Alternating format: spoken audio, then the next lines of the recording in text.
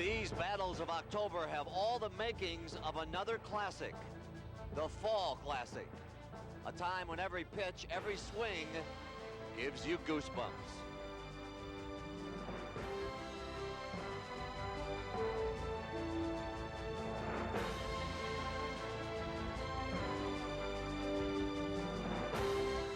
Jack Morris was continuing his classic World Series form, but these Braves always seem to have a secret weapon. And on this night, the weapon was Damon Berryhill.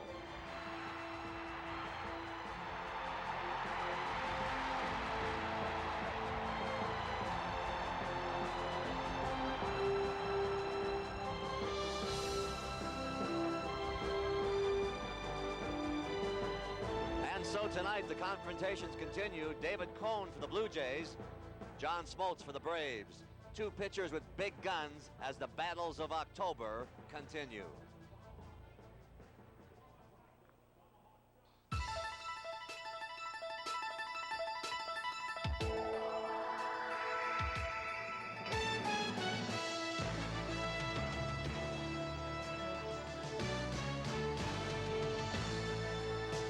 Outside Atlanta Fulton County Stadium, there's a statue of the greatest Brave of them all, Henry Aaron. And inside, they pay tribute to the other legendary Braves of the past, Warren Spahn, Eddie Matthews, and Phil Niekro. This year, the Braves have an assortment of unlikely heroes. There was Francisco Cabrera coming off the bench to win Game 7 of the NLCS. What a moment that was. And last night, another backup catcher, Damon Berryhill, stepped up to the plate to win Game 1 of the World Series. And as the jubilant crowd packs into this downtown ballpark, you can sense that they're expecting another miracle. And in fact, the only question on their minds is who will provide it tonight. The South has risen, and Atlanta claimed Game 1, but they call this the World Series, not the World Game. And Toronto would be more than happy to earn a split in the home of the Braves before we all split for north of the border. So coming up, the Toronto Blue Jays and the Atlanta Braves. It's Game 2 of the 1992 World Series here on CBS. Hi again, everybody. I'm Pat O'Brien. Welcome to CBS Sports' continuing coverage of the 1992 World Series. You know, we spoke about the moving past of the Braves. The franchise began in Boston. There, they split 2 World Series before heading west to become the Milwaukee Braves, where in the late 50s, they again split 2 World Series before moving south. Last year, Atlanta lost in 7. Now they're up a game. And yes, in case you're wondering, they are planning to move again eventually to Olympic Stadium, which hasn't been built yet here in Atlanta. Well, once again, Jim Cott joins us. And Kitty, the Toronto Blue Jays have been in this spot before, haven't they? Well, the Blue Jays lost Game 1 of the American League Championship Series in dramatic form. Harold Baines hit the home run in that one. Psychologically, it will not be a factor. This is a very loose veteran ball club, and when you look at their record this entire season, they have never been swept in a series, not even a short 2-gamer like this one. Let's talk a moment about the keys for tonight's Game 2. Well, I think for Toronto at the top of the lineup, Devon White and Roberto Alomar will now hit from the left side. They're a better 1-2 punch when they hit left-handed. And important, I think, because to get on against John Smoltz and get the running game going, something that's important to Toronto. You don't figure to hit a lot of home runs against Smoltz. Kitty's had his reporter's hat on all day. Any changes in the Toronto lineup? John Olerud will play first base and bat 5th. That means Joe Carter will go to left field, and Candy Maldonado will sit this one out. What's Bobby Cox going to do tonight for the Braves? Well, he'll make a change. Deion Sanders is going to bat 2nd. He'll be at the top of that Braves lineup, and I think that's equally important for Atlanta to get the running game going. David Cone, very easy to steal against. Here in Atlanta, they kind of play a nightly game here. Pick tonight's hero. It's your turn. Well, it's Cabrera, Berryhill. I guess it would be logical if you're a Braves fan to assume that with Deion Sanders in the lineup, he'd be tonight's hero. That's why he's there. Deion is batting .600 against David Cone. In fact, earlier this year, Deion took David Cone downtown. That ball is well hit. That ball is gone.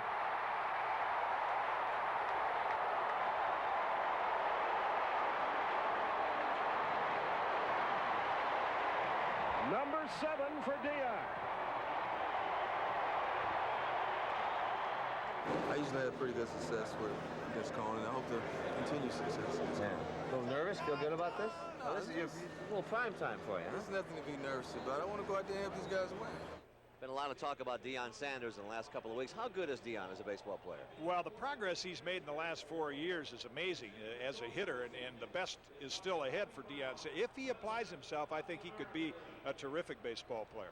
Kitty, last night's game could have gone either way, but for one swing of Barry Hill's bat, Jack Morris appeared to be cruising, and then suddenly they were hitting him. What happened to Jack? Well, not making an excuse, but Jack Morris was having difficulty feeling the ball. It was a cool night. In fact, it's going to be a lot colder tonight. And with that fork ball, it was slipping out of his hand from time to time. That one never got below the belt. It was really the only bad pitch he made the entire night. And on the other hand, Tom Glavine, from the start of the game, it was obvious that it was going to be a pitcher's strike zone. Jerry Crawford was very consistent, anything low and away, and Glavine was able to pitch to that, be consistent, and get a lot of ground ball outs. 54 degrees tonight, a little cool tonight. The aces of the Atlanta staff, I found out on Thursday, for them the pressure of pitching in a World Series is now par for the course. Speaking of which, I joined them for their appointed rounds as they tried to work their way into the swing of things. Tonight's starter, John Smoltz, is a big hitter in terms of golf, which he says helps him relax.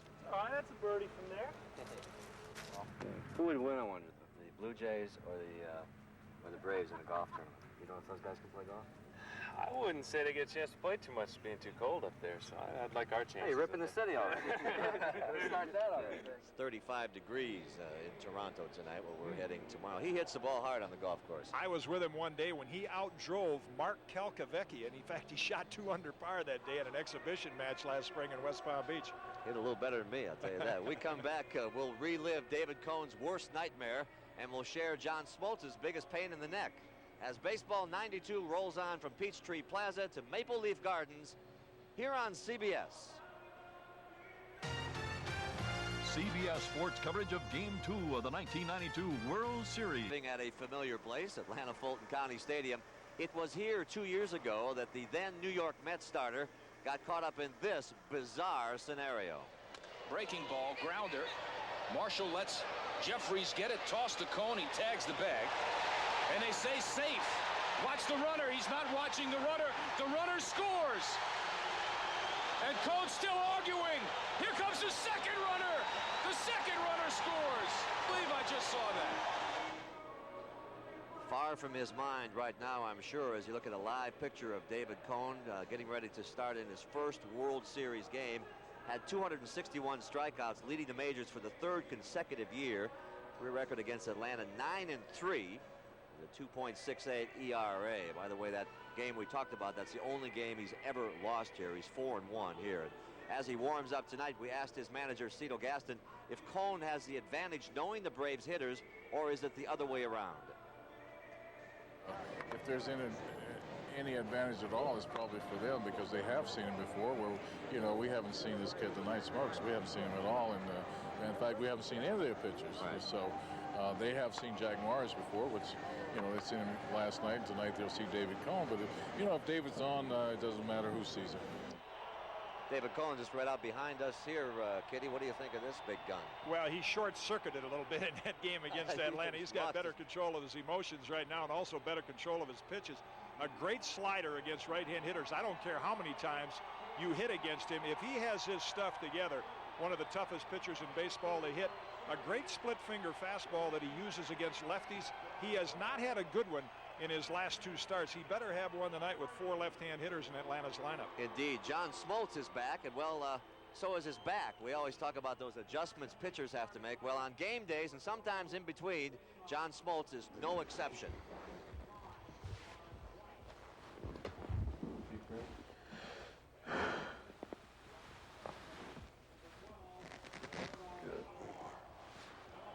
I felt that here as Smoltz gets loose tonight. A reminder that he's pitching on 3 days rest. He's been effective in this situation before, and I asked him about it earlier tonight. And mentally, I enjoy pitching his last 3 times out. I think the only thing I can say is it's less time to prepare and more time to get the ball and do what I enjoy doing, and that's pitching. Got to know him a little bit. A lot of confidence in that kid. Yeah, I like his attitude. It's laughable, this 3 days rest thing. You'll have a little less power, much better control. And course, John Smoltz has been very effective on short rest in postseason play. Braves hope he is tonight. Great assortment of pitches. He has added a split finger since in the last couple of years. Live picture of him there warming up before Game 2 of the World Series. You know, the beauty of this game is that every play stirs memories of the past.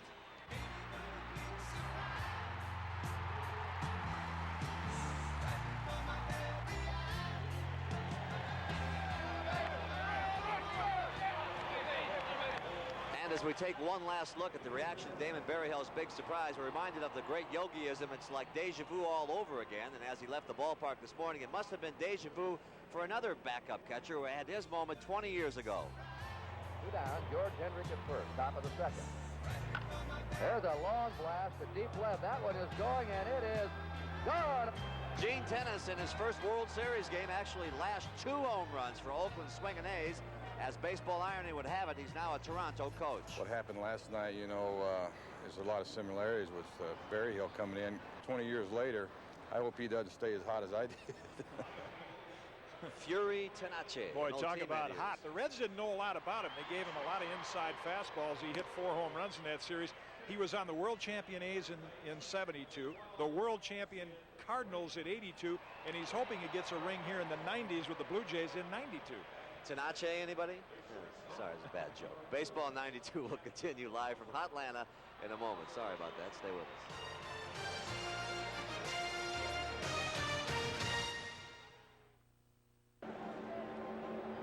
Back live at Atlanta Fulton County Stadium as the pitchers are getting ready for tonight's contest. And Kitty, what's going through their minds right now? Well, the butterflies and the cottonmouth, the dry mouth, that's all back in the clubhouse. And through John Smoltz's mind right now, I think, get a little feel of the ball. You'll see these guys blowing on their hand tonight. It's a little chilly. I think the early part of the warm-up, you get a feel of the ball, get the arm loose, and then about the last 5 minutes, he's heating it up right now, you kind of go through the other team's lineup on an imaginary at-bat, low and away, high and tight, work all your pitches in.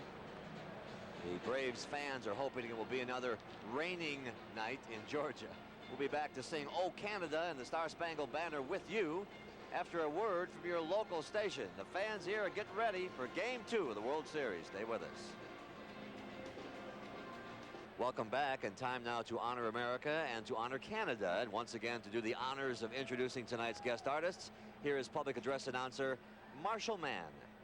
Now to honor Canada, join in the singing of the Canadian anthem, which will be performed tonight by Capitol Platinum recording artist and native of Canada, Tom Cochrane, whose hit "Life is a Highway" topped the charts this summer.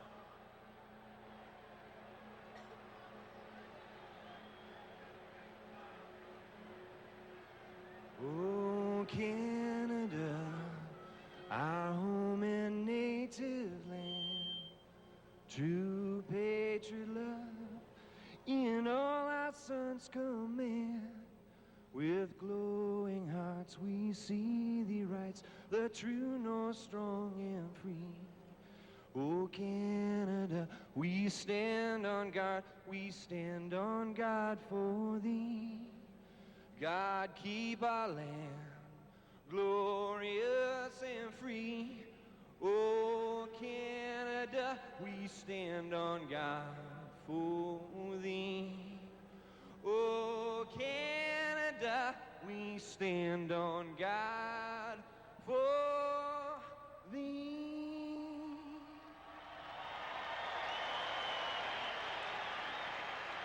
And now to honor America, join in the singing of our national anthem, which will be performed by Columbia recording artist Peebo Bryson.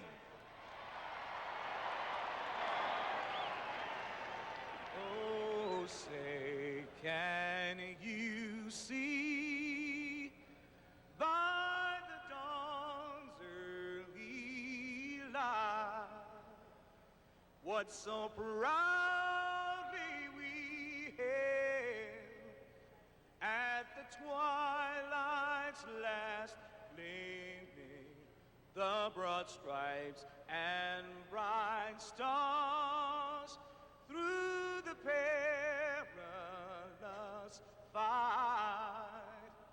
O'er the ramparts we watched were so gallantly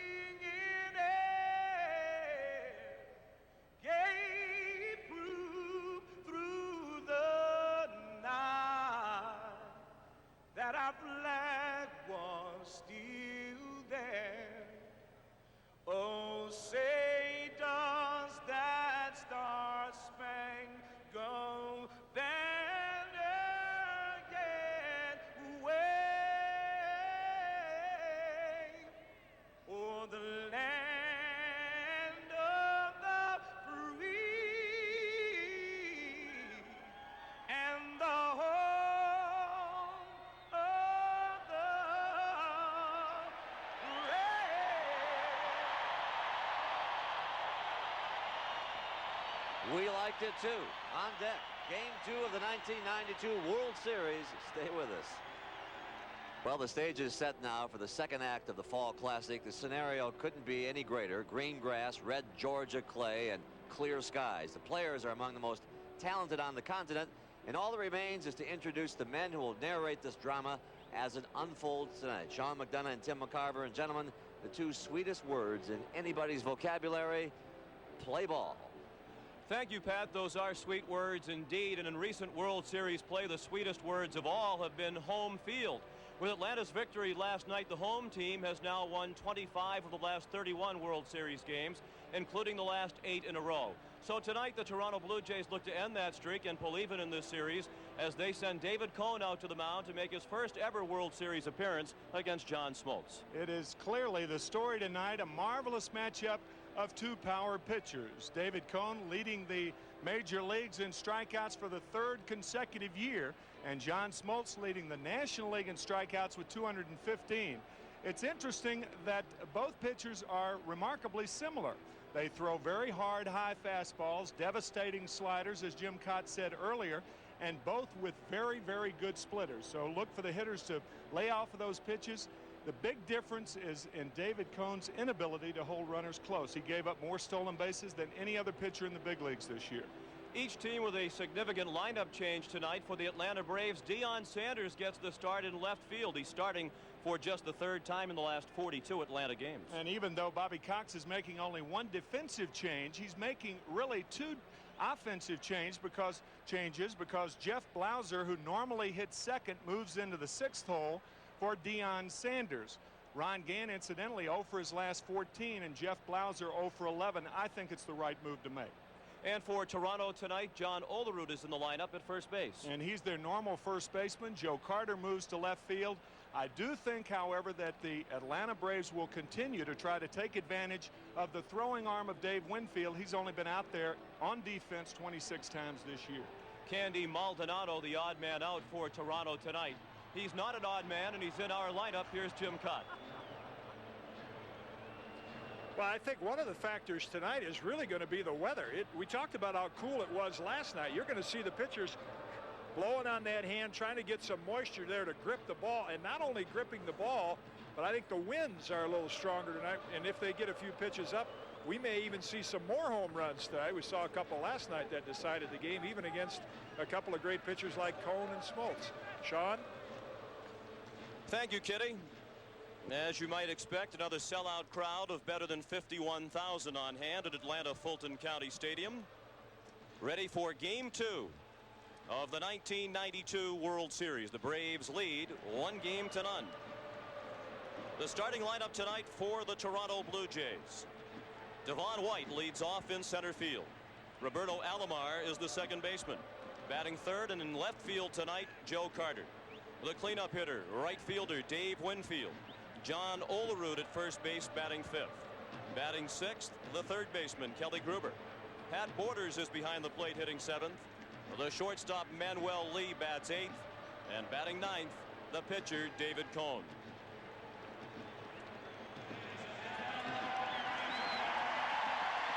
And the fans back on their feet as the Atlanta Braves take the field.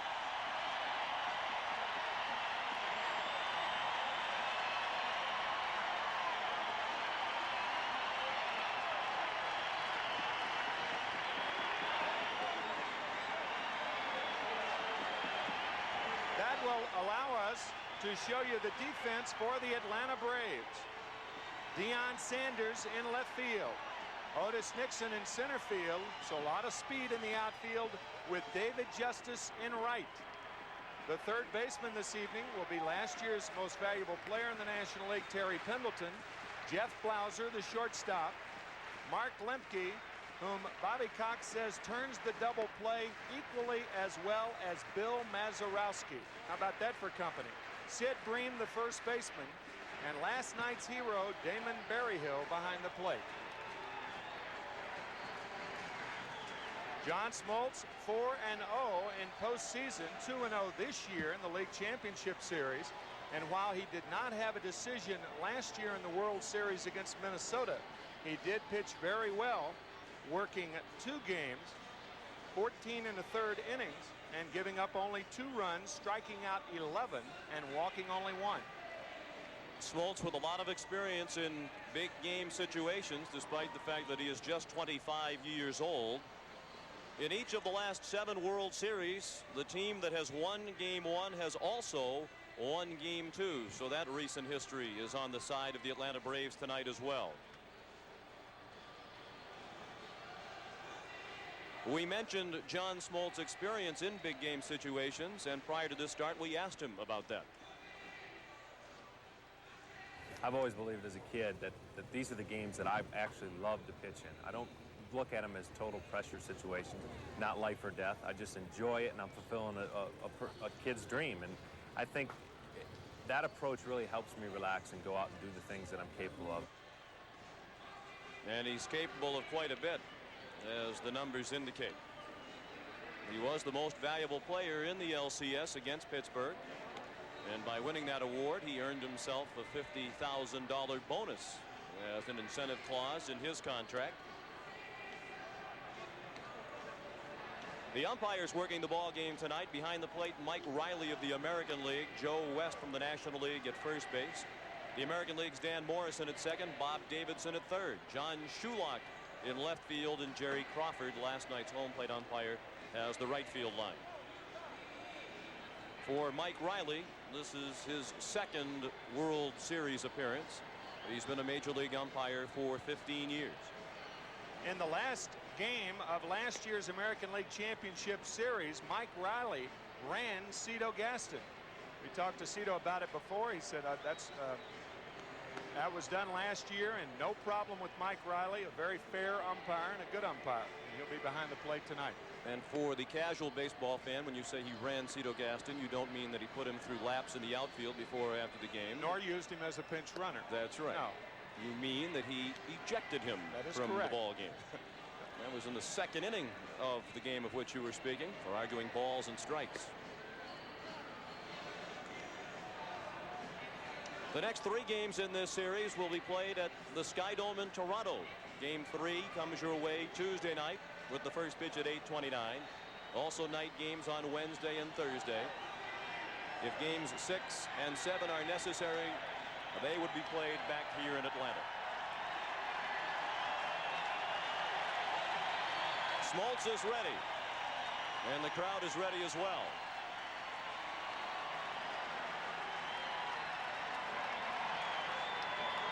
And the first batter of game 2 is Devon White.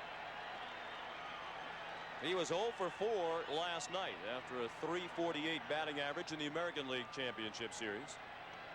Big part of Tom Glavine's success last night was keeping the top 2 hitters in the Toronto batting order off the bases. White and Alomar went a combined 0 for 8.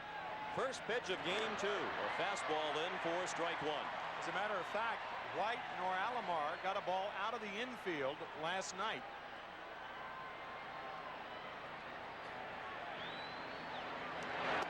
And the breaking ball swung on and missed. Smoltz quickly ahead 0-2.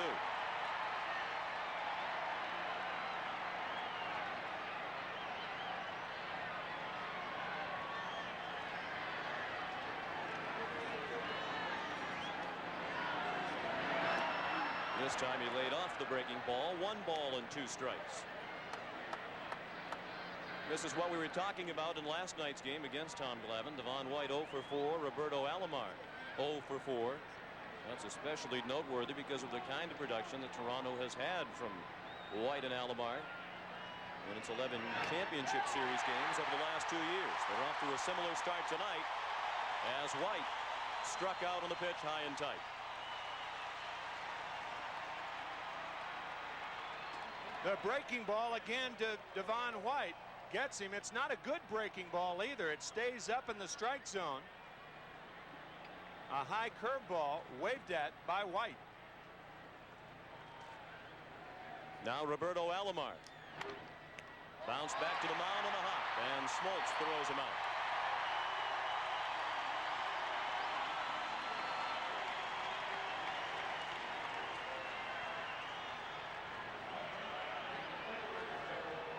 Saw the flags in the hat of the fan. This series has taken on somewhat nationalistic tones. Yesterday, the headline on the special section in the Atlanta newspaper that focused exclusively on the World Series was, "This is our game."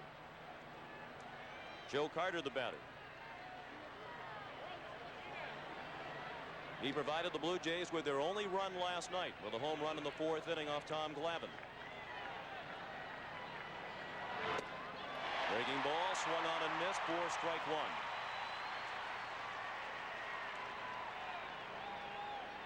The Braves right-handed pitchers will pitch Joe Carter and Dave Winfield the same way. They'll try to get him out inside, even though that pitch was away. Not all pitchers get hitters out the same way. Last night, Joe Carter hit a home run off Tommy Glavine trying to come inside to him. John Smoltz with various ways to get a hitter out, including the strikeout with the breaking ball. 1, 2, 3 go the Blue Jays. 2 strikeouts in the inning for John Smoltz. Fielder Otis Nixon leads off for the Atlanta Braves tonight. Deion Sanders gets his first postseason start in left field. Terry Pendleton, the third baseman, batting third. The cleanup hitter, right fielder David Justice. Sid Bream batting 5th at first base. The shortstop, Jeff Blauser, batting 6th tonight. Damon Berryhill, last night's hero, is catching and batting 7th. Mark Lemke, the second baseman, hits 8th, and batting 9th, the pitcher, John Smoltz. The defense for the Toronto Blue Jays. Joe Carter will play left field for the 7th time this year. Devon White, an excellent center fielder, and Dave Winfield, primarily a designated hitter this year, is in right field. Kelly Gruber, a terrific third baseman. Manny Lee, a good shortstop. Roberto Alomar, tremendous range on the right side. John Olerud is the first baseman, and Pat Borders behind the plate. We mentioned how many ways John Smoltz had to get you out, and David Cone is similar. Fastball that he throws upstairs, it's got a little tailing motion to it. John Smoltz is a cross-seamer. His has a tendency to rise. Cone's a tendency to tail. But David Cone, along with Smoltz, has a good slider, probably his best pitch at this time. And as Jim Cott said earlier in our pregame, Cone had a tough time getting the split finger fastball over in the LCS.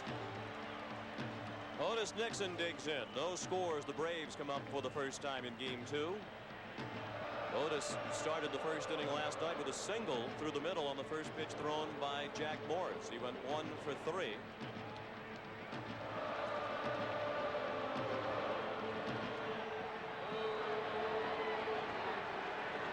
29-year-old David Cone from Kansas City, Missouri,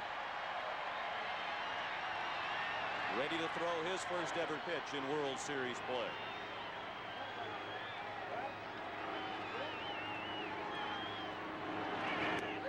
And it's a strike as Nixon was taking all the way. David Cone from Kansas City facing Otis Nixon from Evergreen, North Carolina. Town of, Otis says it's 305 people, but we checked today, and there are 850 people there. It's so small, Charles Kuralt doesn't even know where it is.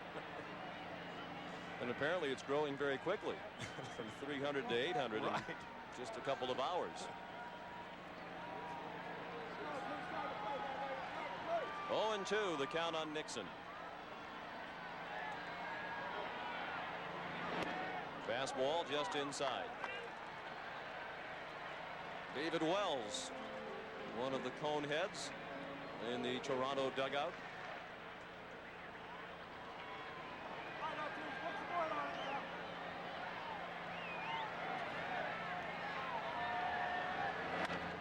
Slap to left field, charging hard Carter to make the catch. I think the fact that David Wells was wearing the Cone head is indicative of the fact that David Cone quickly came to be well received by his new teammates. He's a very likable guy and really fit in with relative ease. Traded for 2 organizational players on August 27th. And it's baseball's version of the Lend-Lease plan. Even though Toronto has first dibs on Cone after the season, he will, in all probability, declare free agency. Deion Sanders takes his first World Series pitch ever to deep right field. Winfield to the wall to make the catch.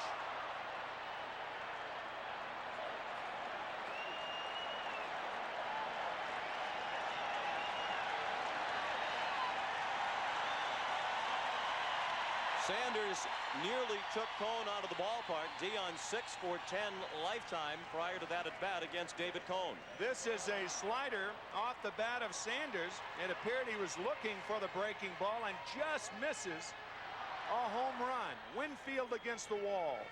Wow. And each of the two outfielders has been tested early. Carter had to make a running catch, and Winfield to the wall to make the play on Sanders.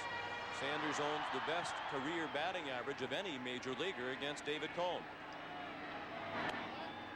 So 2 down in the bottom of the first, no score in the ball game, and 1 ball to count on Terry Pendleton. You may have noticed Deion Sanders was limping. He has had a broken bone in his left foot since March. It has not healed properly, and in all probability won't, because from baseball he'll go right back into football and have about a month off, and then spring training starts next year.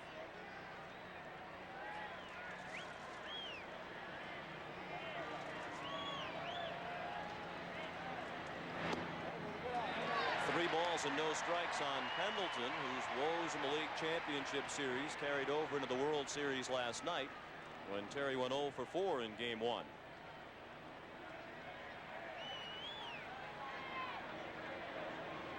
And Cone's in with his first strike to Pendleton, who tied for the National League lead in hits during the regular season with Andy Van Slyke of Pittsburgh. They each had 199.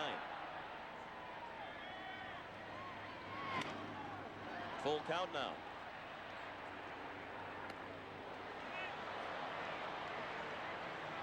If Pendleton can keep the inning alive, David Justice would bat next. We saw the numbers for Cone against the Braves, 9-3 lifetime, but as he pointed out, a lot of pitchers ran up impressive records against Atlanta in 1987 and 88. That's when most of David's damage was done. Lee has to hurry. On the move, he throws him out by a running step. Each side goes in order in the first. After 1 inning in game 2, there is no score. Major League Baseball are donating $5,000 to build and renovate youth baseball fields all across America. No score after 1 inning in game 2 of the 1992 World Series. Each team went in order in the first. John Smoltz is through what he thinks is the most difficult part of the night for himself. He says ordinarily he's too pumped up in the first inning. That cost him in game 7 of the LCS when the Pirates scored a run that almost stood up to be the game-winning run. Dave Winfield takes a fastball for strike 1. He was 1 for 3 last night with an infield hit.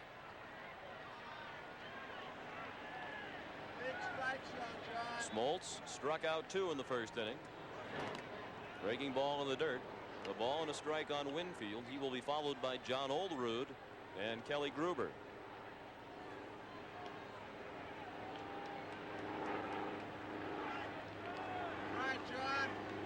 Winfield played in last night's game at 41 years, 14 days old. The oldest player to participate in the World Series game since the Twins' Joe Niekro pitched in 1987 in game 4 at the age of 43.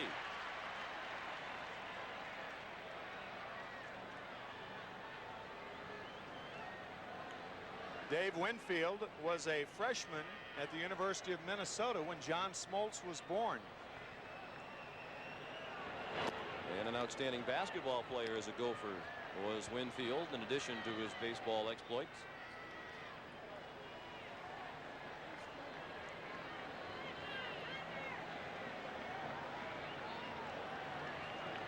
Now the 2-2 pitch. Struck him out with the breaking ball. 4 men have come to the plate for Toronto against John Smoltz, and 3 of them have struck out. And we talked about the Braves scouting report saying their right-handers will try to pitch both Carter and Winfield inside. If you have a breaking ball like that, I don't care if a guy likes the ball away or not, they're not going to hit it. Winfield is vulnerable inside, but all good hitters are vulnerable inside because they go into the ball. The same with Joe Carter. John Olerud took a ball low and in. He's up for the first time in this World Series. He sat out last night as Joe Carter played first base and Candy Maldonado was in left field. Of course, the maneuvering won't be a problem for Cito Gaston when the series shifts to Toronto for Game 3, and the DH is employed in the American League home ballpark. This is the 20th birthday of the designated hitter. Hard to believe, isn't it? Really is. From 1973 to 1975, no designated hitter was used in the World Series. From 76 through 85, it was used on even-numbered years. And from 1986 on, only in the American League parks.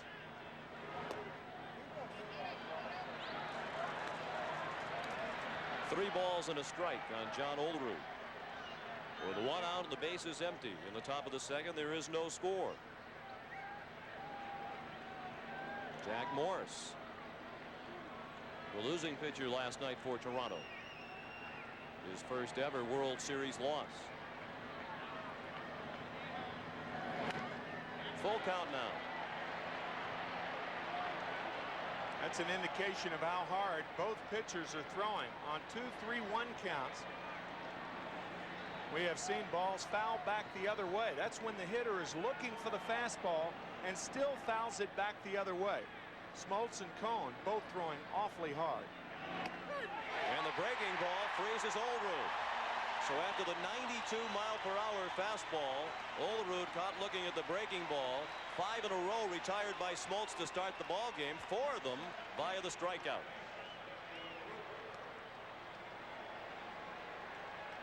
Olerud down on strikes after fouling back that fastball. Come back with that pitch. That's just not fair. 2 away for Kelly Gruber, who fouled the first pitch back to the backstop. Gruber 0 for 3 last night and now 0 for his last 18 in this postseason. An overthrow and a count of 1 ball and 1 strike.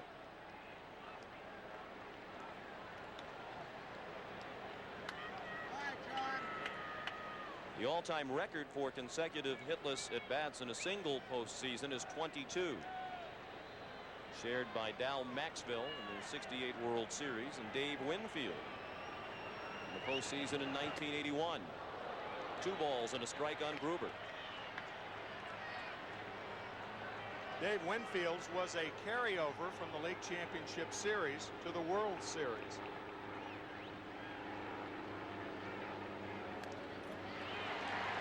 Two balls and 2 strikes.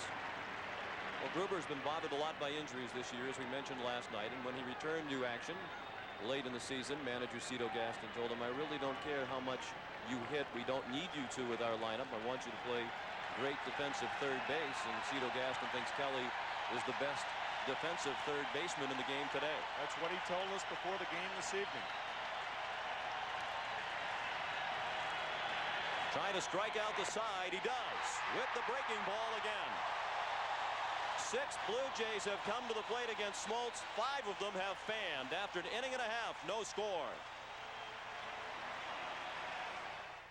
Game 2 is picking up right where Game 1 left off. Last night, the 2 teams combined for just 8 hits, the fewest combined in a World Series game since October 18th of 1972. Game 3 that year when Cincinnati and Oakland combined for just 7 hits in a 1-0 Reds win. David Justice begins the bottom of the second. There's not been a base runner in the ball game through an inning and a half. Cone's first pitch of the second is low. Ball 1 on Justice, who went 0 for 2 last night, but walked a couple of times.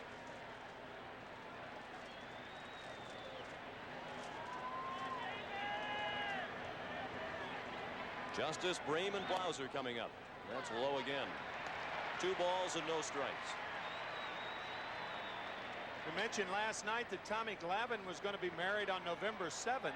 Well, David Justice is engaged to Halle Berry, the actress. Played in Eddie Murphy's Boomerang.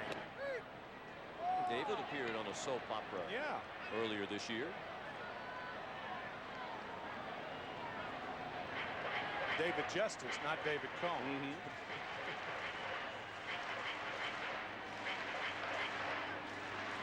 David Cohn more concerned with blazing fastballs at the moment. The last one at 92. That ball low and away.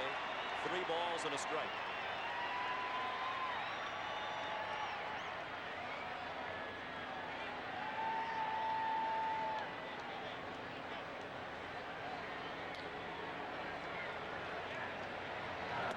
And that's ball 4. David Justice is the first base runner of the night.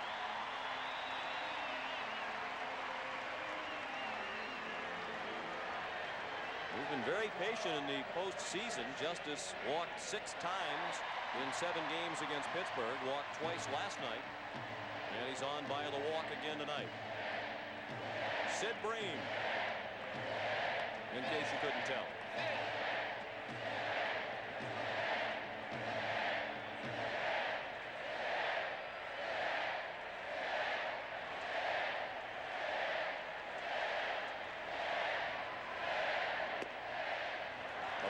Outside to Bream, who went 1 for 3 last night with a single, and he also walked. And strikeouts have already been a factor tonight, but Sid Bream is not fanned yet in this 1992 postseason.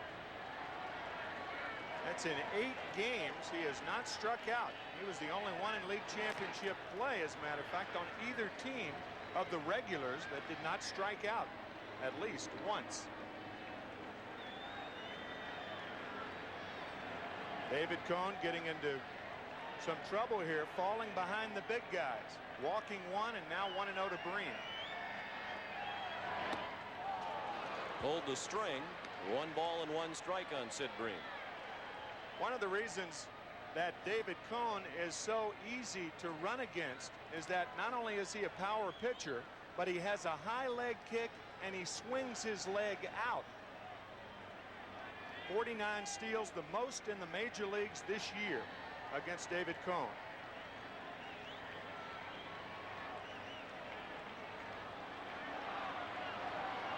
Justice not much of a threat to run. He only stole 2 bases during the regular season.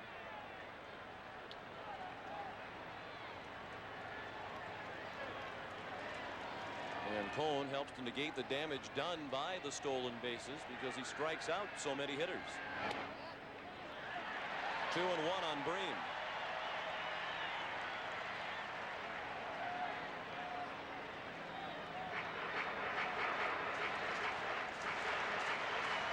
No score. We're in the bottom of the 2nd.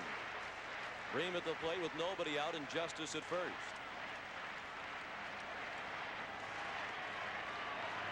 Jeff Blauser is on deck. The 2-1 pitch.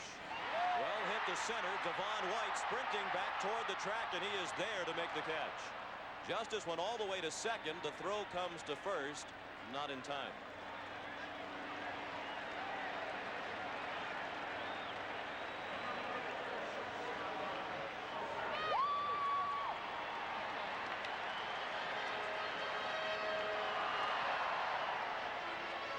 And that'll bring up Jeff Blauser. Throughout the postseason, he has been the number 2 hitter in the Atlanta lineup. Tonight he's batting 6th. He was 0 for 4 last night. And now just 2 for his last 23.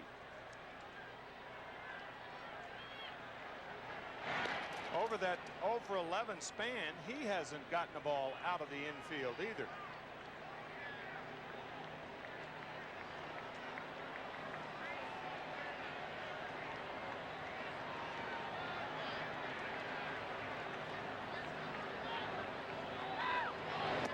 Interesting in speaking with Bobby Cox before the game tonight about the strategy employed by the Braves in the first inning when Otis Nixon was at second base with nobody out. Blauser tried to bunt on a 3-1 pitch. Bobby said that he gives Blauser the option a lot of times to bunt on his own, to either push it and says he is among the best in the league at doing so. He tried to push it last night, but popped it up to first base, and the Braves lost a scoring opportunity in their half of the first inning.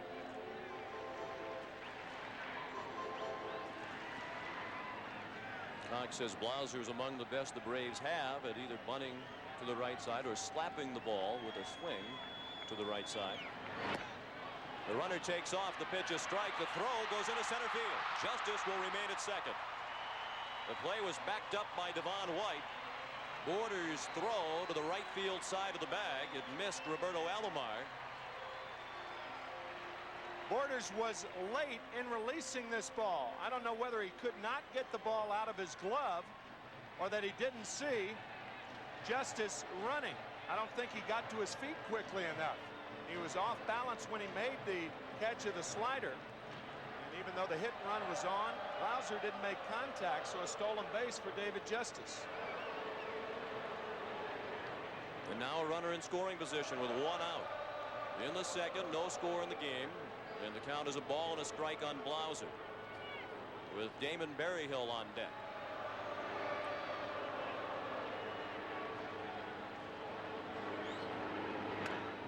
Fastball up and in. 2-1.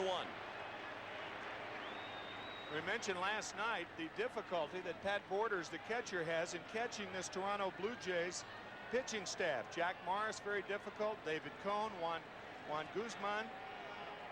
Cone might be the toughest.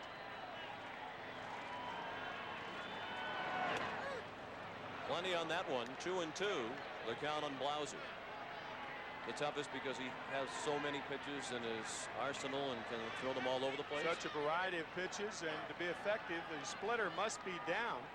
You get a lot of wild pitches like that, but you also get a lot of balls that you can't be in a position to throw well with runners running. That's one of the reasons they steal so much on Cone. The catcher's not in good position to throw. Slapped is short. Lee will try third. It hits the runner. Justice safe at third. Blauser aboard at first. Bad play. Bad play. With one out, with nobody out, you can understand it. With one out, that's your second out at third base. Go for the out at first base. Allow the runner to be at third. See, you're lining up right with the runner. Where's Kelly Gruber going to make the catch? He's got to stand outside the line. Watch Justice running outside the line, and the throw hits him right in the small of the back. And Toronto fortunate that Justice didn't score, but that throw should have been to first base. Fourth error of the postseason for Manuel Lee. He only made 7 errors in the regular season in 128 games. Now last night's offensive star for the Braves, Damon Berryhill. Trying to break a scoreless tie in the second. Breaking ball high and away, ball 1. Berryhill with a 3-run homer in the 6th inning off Jack Morris, accounting for all 3 Atlanta runs in the Braves' 3-1 victory. It was his first ever postseason home run.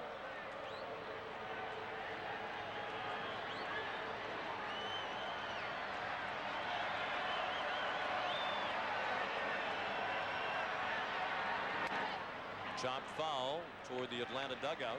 1 ball and 1 strike.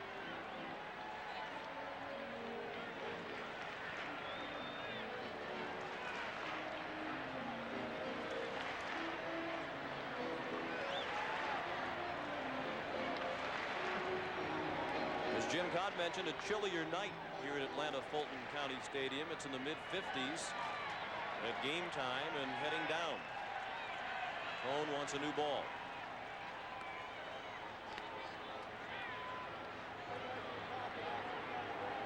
David Cone has induced only 1 double play grounder in his last 24 starts. That takes into consideration his time with the Mets and the Blue Jays. Berryhill an easy man to double up if they can get a ground ball. They're not going to get a ground ball on that pitch. No chance for Berryhill to swing at it. 2 balls and a strike. The runner at third is David Justice. He walked and stole second, moved to third when Blauser reached on the fielder's choice.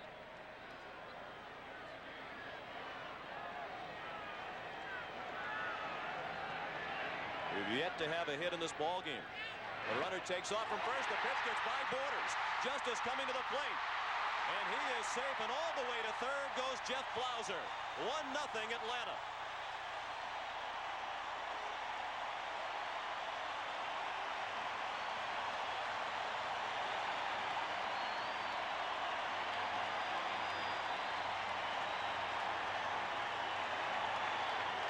The splitter, we mentioned Cone and Borders and the possibility of the wild pitches. Cone had 12 this year. Not only does Justice score, but Jeff Blauser alertly goes to third without a play.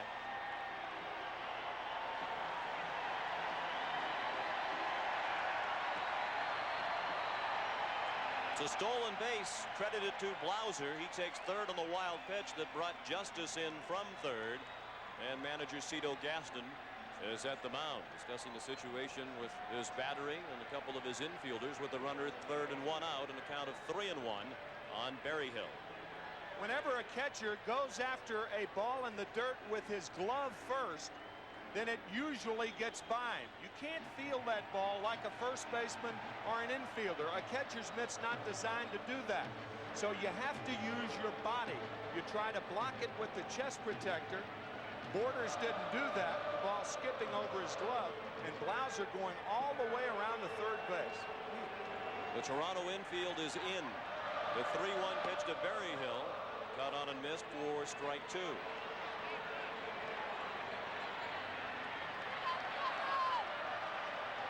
Berryhill will be followed by Mark Lemke.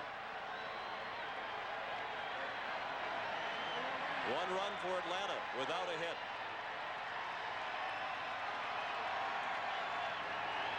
Now the payoff pitch. Ball 4. Second walk in the inning thrown by Cone.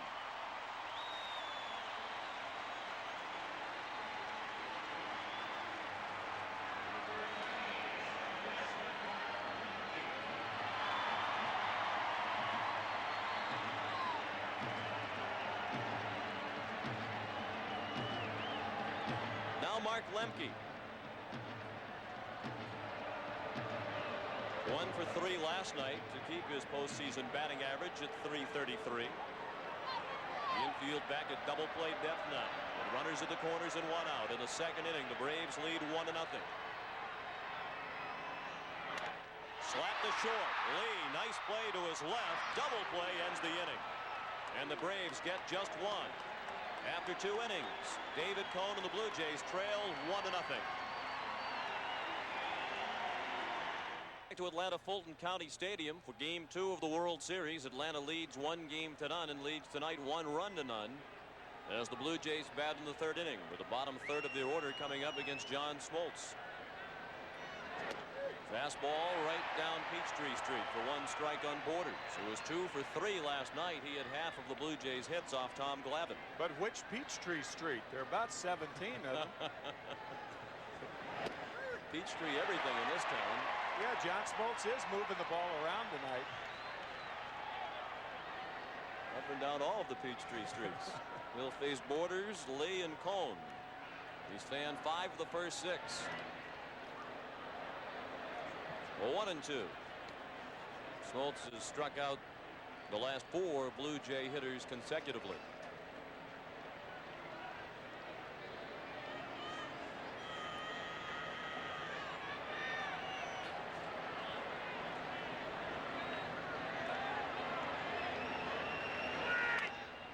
Chopped down to third. A long throw for Pendleton. And it's on the money. 1 out in the third inning.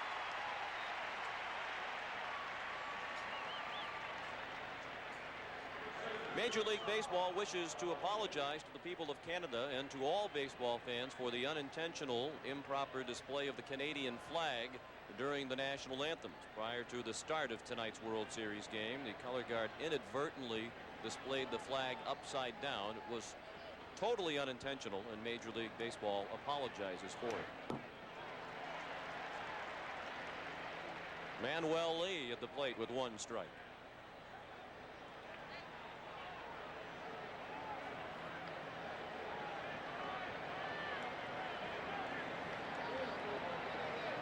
John Smoltz roaring through the first 2 1/3 innings and pitching with a 1-0 lead. Lee was 0 for 3 last night. Fastball backs him off the plate. It was inside, 1-1.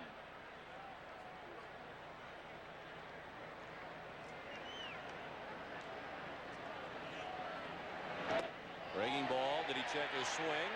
No, says third base umpire Bob Davidson.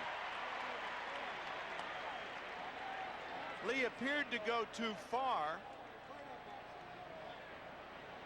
Yeah, easily. Well hit. Right center field. Justice on the run. And just in front of the warning track, he makes the catch.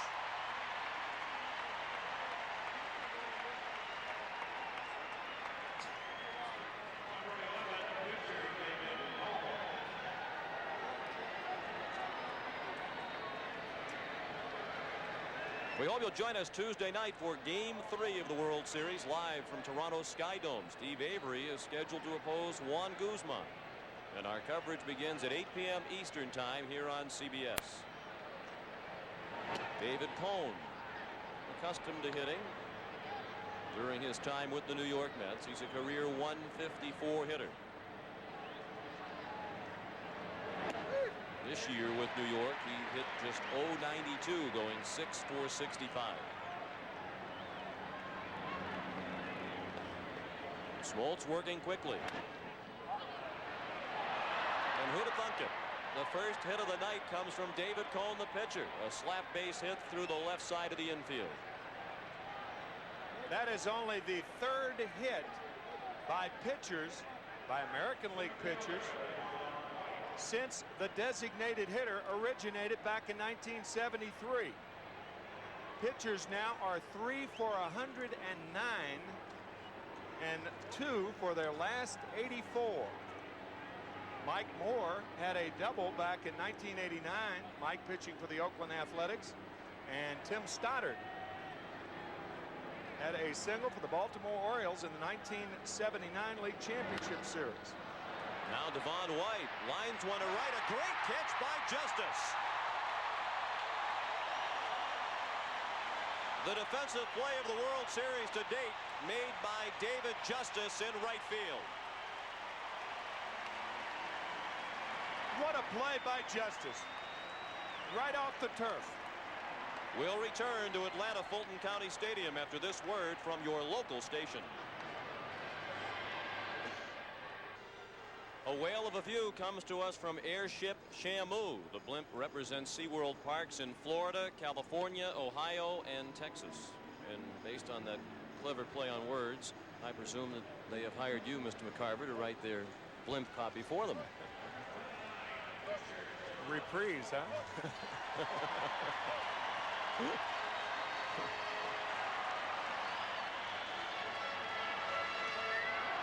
Bottom of the third, and John Smoltz, the hitter. Atlanta leads 1-0. And like David Cone, he is a hitter. He drove in a run in the league championship series against Pittsburgh. Fastball missed for ball one. Cito Gaston told us before the game that David Cone convinced him that he was a good hitter. Cone told Gaston he had 18 hits in 1989. Sure enough, that did lead all National League pitchers that year. Smoltz hit 160 during the regular season. He did hit a home run. And that night he drove in the run in Pittsburgh. Game 4, he had 2 hits and a stolen base in that game. That has never been done by a pitcher in league championship play. He was a bit overmatched on that fastball. 2-2. He'll be followed by Nixon and Sanders.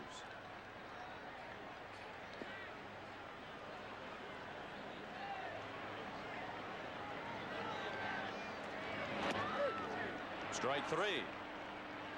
That's the first strikeout of the night for the Major League strikeout leader in 1992, David Cone.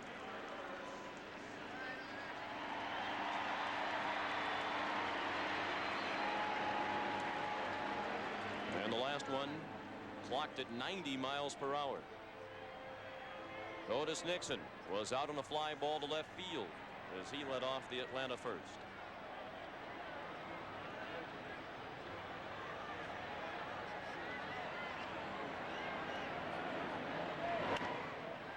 Out of play, 1 strike on Nixon with Otis up there. They're in tight at the corners for Toronto.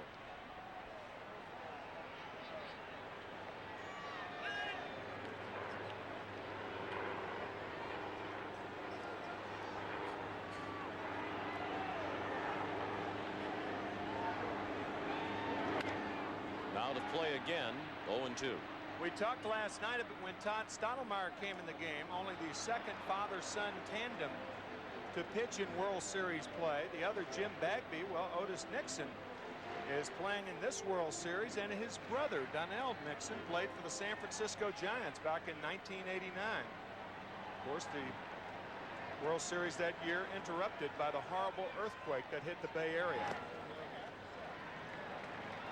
1-2 now. We're in the bottom of the third. Atlanta leads 1-0.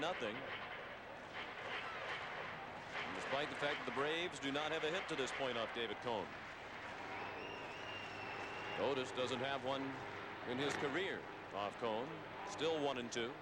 I'm Sean McDonough along with Tim McCarver, Jim Cott, and Pat O'Brien.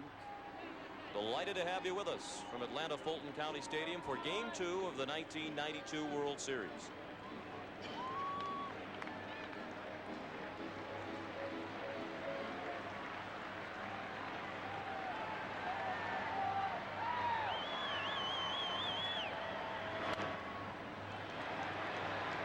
Mentioned that Nixon does not have a hit against Cone, and he doesn't. You go up and down the Braves lineup, and none of the Braves through their careers have hit David Cone that well.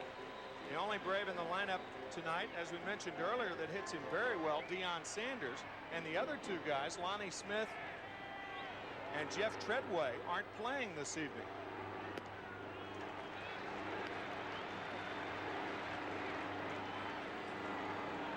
John Smoltz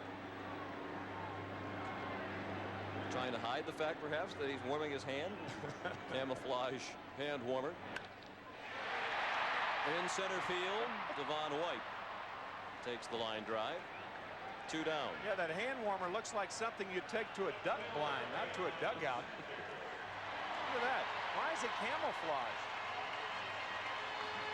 That's a question for Andy Rooney, I think.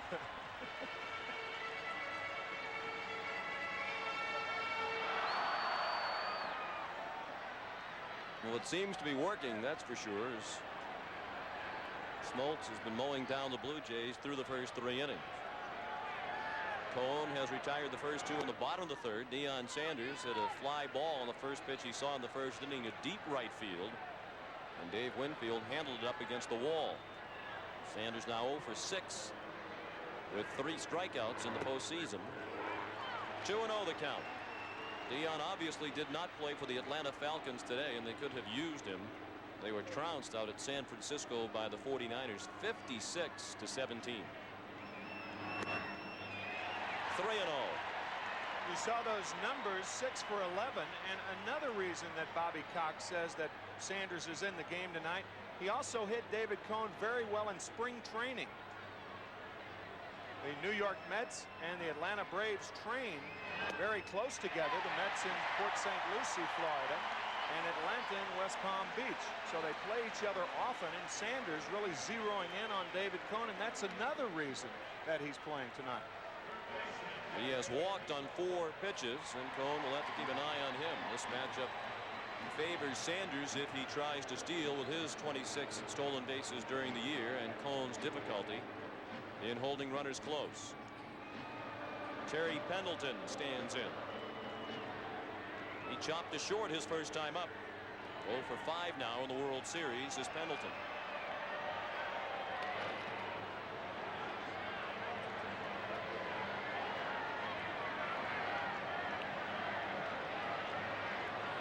One nothing Atlanta in the bottom of the third. Sanders at first with 2 outs. First pitch to Pendleton is the 5th straight ball thrown by Cone.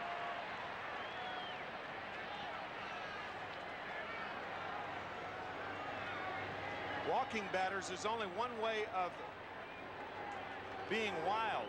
A worse way is when you coax a ball back in the strike zone. You don't throw it. You just try to throw a strike. Then all of a sudden, boom, a guy hits a home run off a pitch like that. So a walk not only puts a guy on first base, but if you fall behind a guy like Terry Pendleton, he can hurt you with the long ball because you're really not throwing the fastball like you normally would throw it. It's one thing you try to guard against. Sanders on the move. Borders won't try the throw. He couldn't get it out of his glove on the first attempt. He was also handicapped by the swing of Pendleton, and Sanders has the stolen base, the third of the night already for the Braves. With 2 outs and a runner on first that is running, it is not considered a hit and run play. Sanders got a good jump.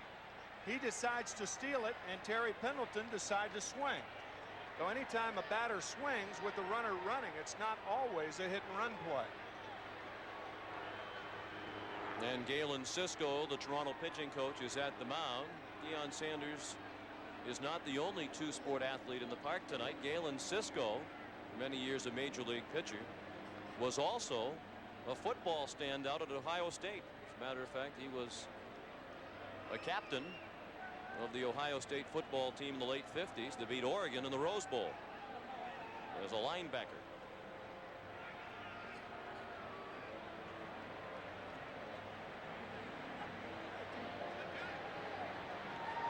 If you're wondering, the World Series record for stolen bases in a game by one team is 5, shared by 4 teams. The last to do it, the 1987 Cardinals. So with the stolen base by Sanders, the Braves have 3 already. We're only in the 3rd inning. 3 stolen bases and no hits. And 1 run in, they lead 1-0. Pendleton, the best in the majors this year with runners in scoring position. He hit .387. And he's ahead in the count, 2 balls and a strike.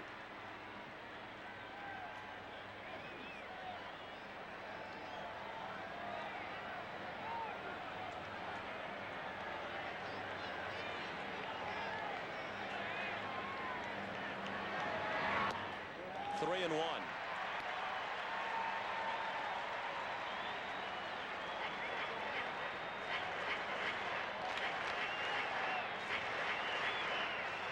Pendleton will be followed by David Justice. The 3-1 from Cone is a strike, even though it was handled awkwardly by Pat Borders.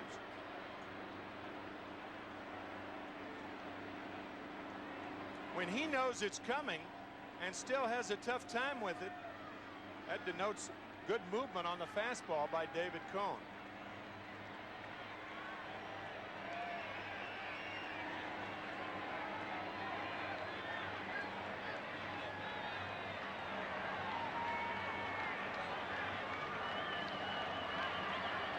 Deion Sanders at second base with 2 outs.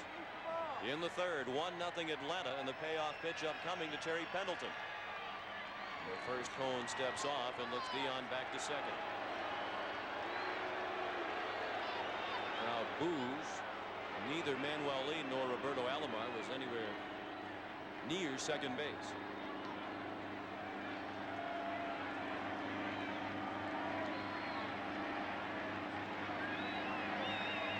Now the 3-2 pitch. Bounced up the middle. Alomar, great diving stop to keep it in the infield. Roberto Alomar, the Gold Glove winner at second base, saved a run for Toronto by knocking that one down and keeping it in the infield. Infielders are reminded with a runner at second base and 2 outs, if you can't make a play, keep it in the infield. And that's what Alomar does on this sparkling diving catch. And watch his reactions trying to throw behind Sanders at third base. Boy, a beautiful play by Alomar to possibly save a run, depending on what Justice does.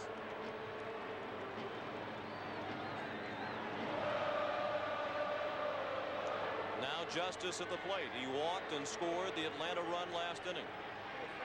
It's a hit for Pendleton, the first Atlanta hit of the night. They have the shift on again in the infield for the Blue Jays. 3 infielders on the right side. As Justice takes a ball low and in.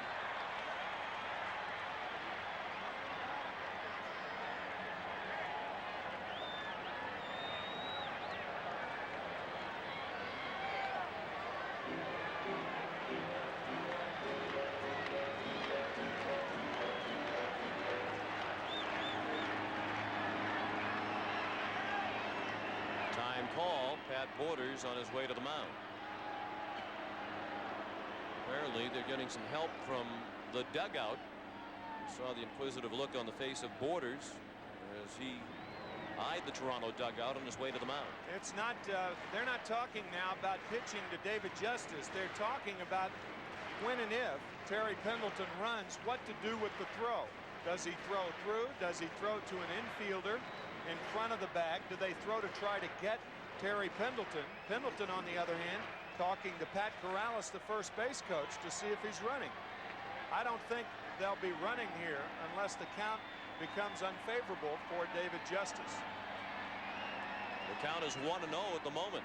Pendleton not running on this pitch, off speed, and Justice was out in front of it. 1 ball and 1 strike. Now if it goes to 1 ball and 2 strikes, you can look for Pendleton to run. Then the count's in favor of the pitcher, and you're liable to get a throw through if the pitch is a ball, and Sanders could score from third base on the throw to second. You had a glimpse of Gene Tennis in the Toronto dugout. He calls the pitch outs. That's a high fly ball along the right field line. Winfield in the corner makes the catch in fair territory, and the Braves strand 2. After 3 innings in game 2, it's Atlanta 1 and Toronto nothing. Is sponsored by AT&T. In World Series play, the home team has won 8 in a row and 25 of 31. Tonight, the Braves, the home team, lead 1-0. John Smoltz struck out 5 of the first 6 batters that he faced. He's only allowed 1 hit through 3 innings, and the only run in this game scored on a wild pitch by David Cone that brought David Justice in from third in the second. So we go to the 4th, and Roberto Alomar leads off. He bounced back to the mound his first time up. And he made a defensive play that saved a run for the Toronto Blue Jays and kept it at 1-0. The first pitch is the biggest pitch in a sequence, and John Smoltz has thrown a first pitch strike to 8 of the first 11 batters, but he's fallen behind Alomar this at bat. The 2-0 pitch looked pretty good, but called the ball. 3-0. Alomar to be followed by Joe Carter and Dave Winfield. The meat of the batting order coming up. The 3-0 offering is high, ball 4. The last time Joe Carter came up, you may remember the pitch sequence since we were talking about that. It was a good morning, good afternoon, and good night with Joe. Breaking ball. Fastball. Breaking ball. Let's see what we see this time.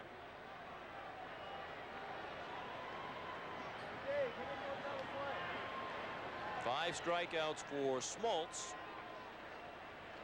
Those came within the first 6 batters of the night for Toronto, and he hasn't had one since. Tying run at first base with nobody out in the 4th inning for the Blue Jays. 1 strike on Carter. This is the first time that Carter has come to the plate in the World Series with either Alomar or White on base. They had been a combined 0 for 11 prior to the walk to Roberto Alomar, the first walk thrown by Smoltz tonight.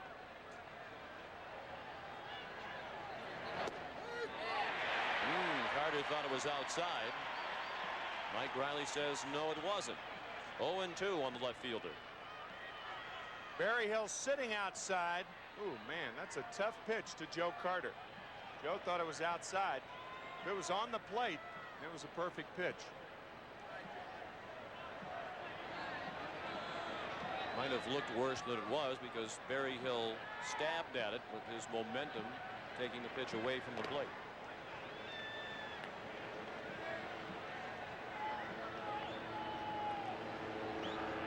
Robbie Alomar was a perfect 5 for 5 in stolen bases against the Oakland Athletics in the League Championship Series. Not running on this pitch, and it's 1 ball and 2 strikes now on Carter.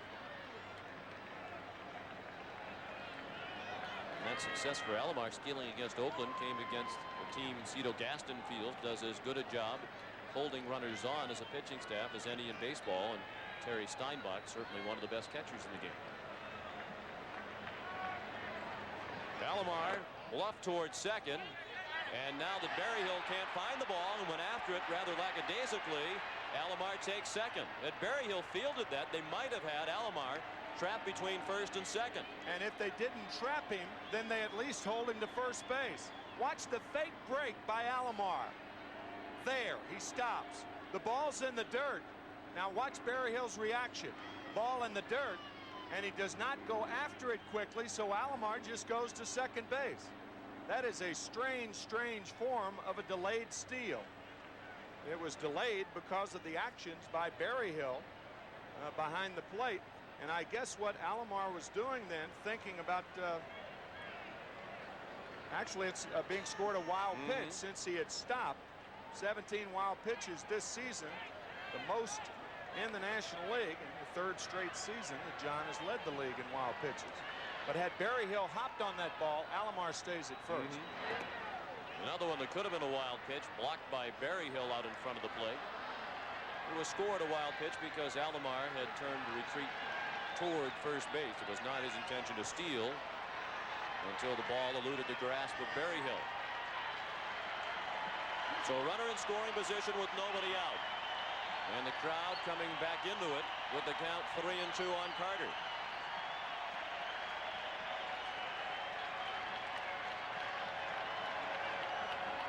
Smoltz pitching in a jam for the first time tonight. Payoff pitch. Foul to the screen.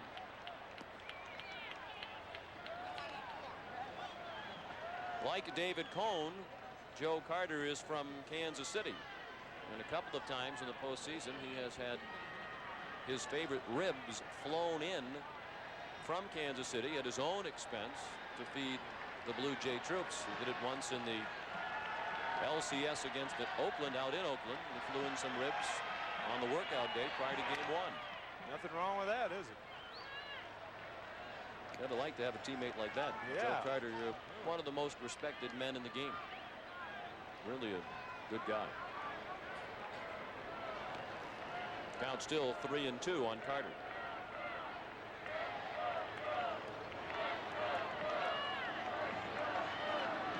Oh for 1 because they haven't had many opportunities. They only had 4 hits last night. Only had 4 base runners last night.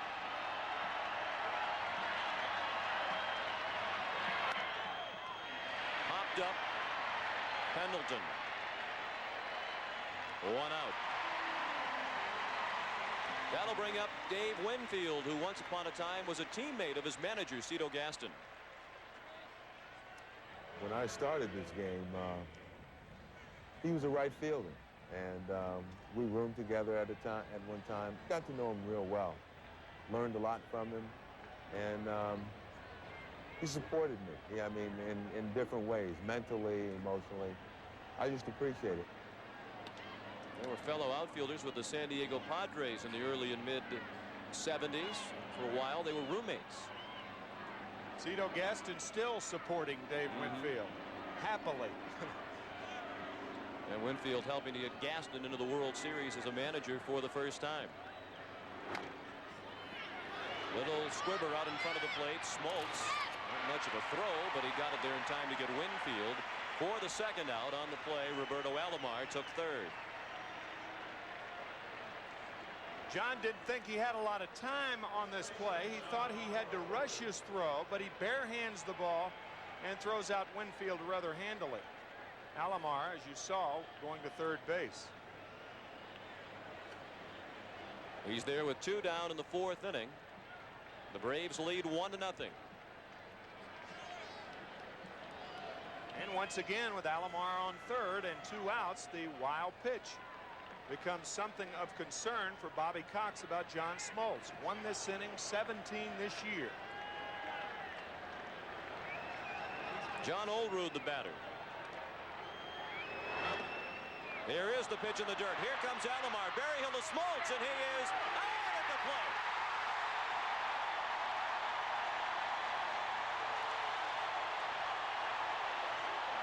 Rich Hacker, the third base coach, keeps Alomar away from Mike Riley, and Cito Gaston is hot. We talked of the wild pitch. Berryhill allows it to trickle away from him. He gets it back to Smoltz, and we'll see if he's safe. Yes, he was is safe. Easily, not even close. One more look.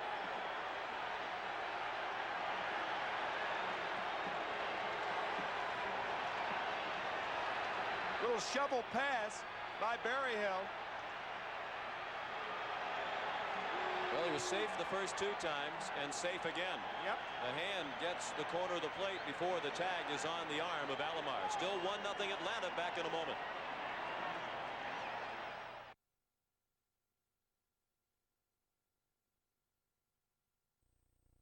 Slides across the plate before the tag. Right there. He is clearly safe. But the thing about Mike Riley's call, he did wait. And you could see right there that his hand is clearly on the plate. But he did wait, but we thought he made the wrong call. Tough call. It was a close play, but Alomar should have been ruled safe. What may have happened was John Smoltz's leg might have been blocked out the call and not given Mike Riley a clear shot. He's looking at that angle the same way we were from the third angle, but not as high up as our camera was.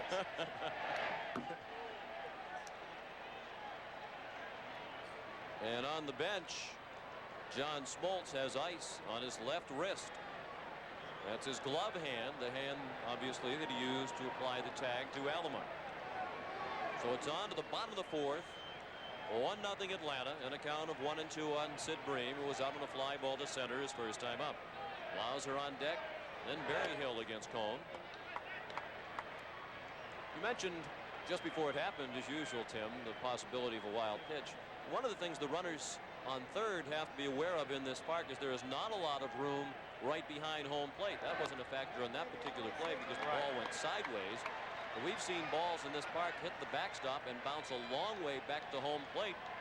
So the catcher has a very short distance to go to track it down. If the pitcher is to the plate quickly, they can make a play on a runner coming in from third.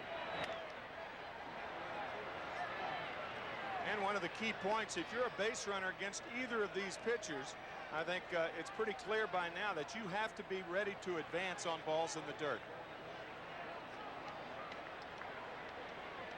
The full count on the leadoff hitter here in the 4th inning, Sid Bream. And ball 4, didn't miss by much. Bream aboard to start the inning on the 4th walk thrown by David Cone.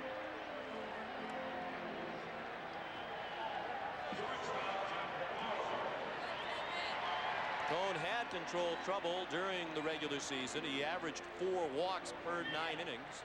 He had never averaged more than 3.1 walks per 9 in his 4 previous 200 inning seasons. That is a huge difference. That's almost 1 walk a game difference. Jeff Blauser. Ball 1, low and away. Blauser reached on the fielder's choice that set up the run in the 2nd. He came to the plate with David Justice at second base and 1 out and hit a chopper to short. Manuel Lee tried to make the play at third on Justice. He hit Justice with the throw. Both Blauser and Justice were safe, and Justice scored the game's only run on a wild pitch.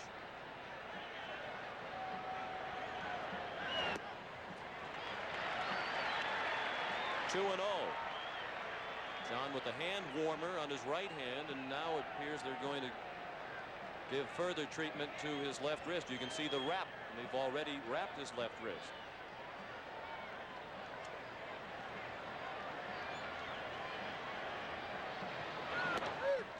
On the corner for a strike, 2-1. Blauser to be followed by Damon Berryhill.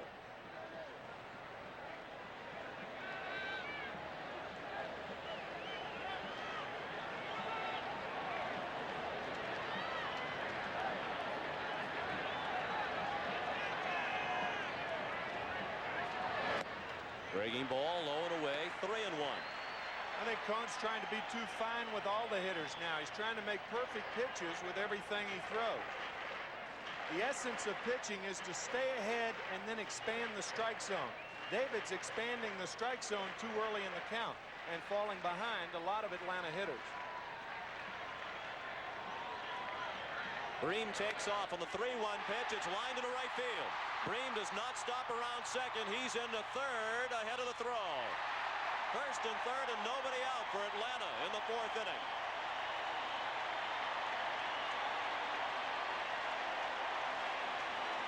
Jeff Blauser ends an 0-for-12 drought.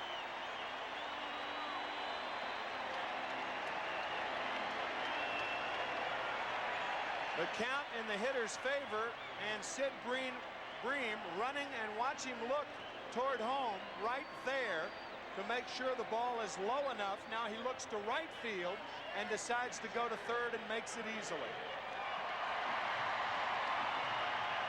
Blauser with a second Atlanta hit of the ball game. Damon Berryhill drew a walk his first time up.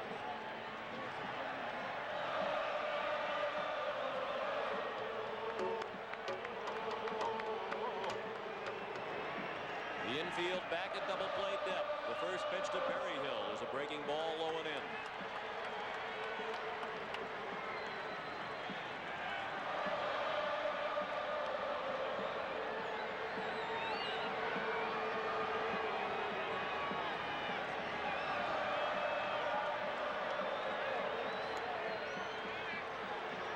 Blauser back to first.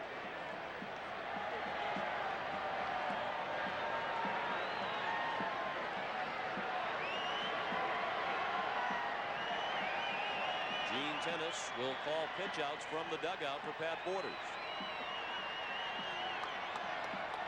And he would be more reluctant to do that now because David Cone can't find the plate. He's too wild to be pitching out and putting him behind in the count. I don't think you'll see that until he gets his control.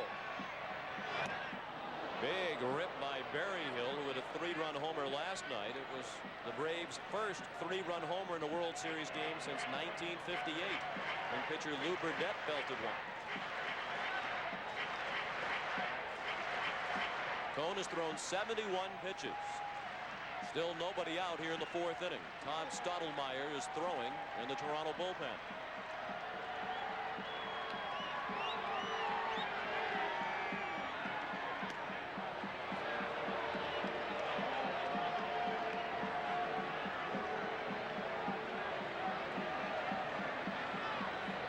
Former Blue Jay manager Jimmy Williams, the third base coach.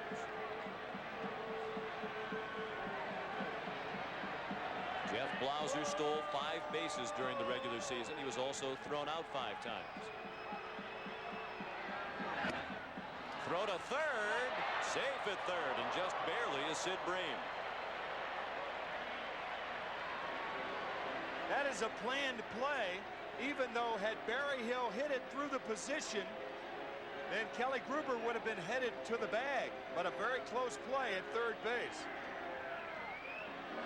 You don't see that play often with a left-handed batter up there unless you pitch out. If you're throwing it in the strike zone, the batter might hit it where the third baseman was. Not the case then. Cone could certainly use a strikeout. Instead, it's a line drive to right. Winfield coming on to make the catch. Bream won't try it. He came about 15 feet down the line and then put the brakes on. So 1 out now, and still runners at first and third here in the 4th inning as Atlanta tries to build on a 1-0 lead. We talked earlier about the Atlanta Braves possibly taking advantage of Dave Winfield's arm. Normally it's strong, but Dave Winfield playing only 26 games in right field this year, so his arm hasn't had a lot of action, but he did make a fine throw to hold Bream at third then.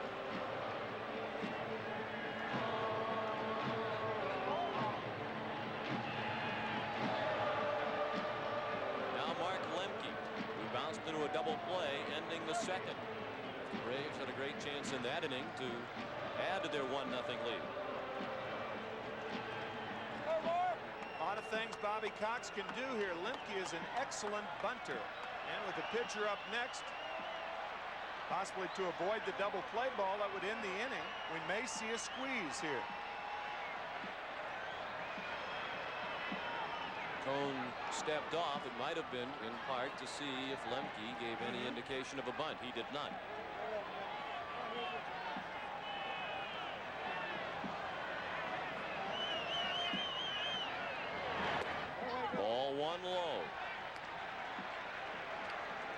If you're the runner at third base in a squeeze situation, the one thing you don't want to do is to leave too soon. If you leave too soon, the pitcher throws a pitch out and they nail you.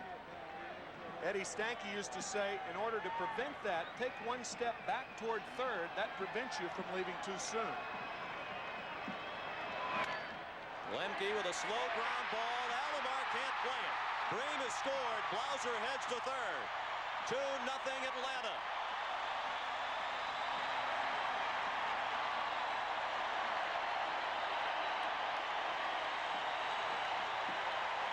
Mark Lemke now 9 for 19 in postseason play with runners in scoring position. That's a .474 batting average.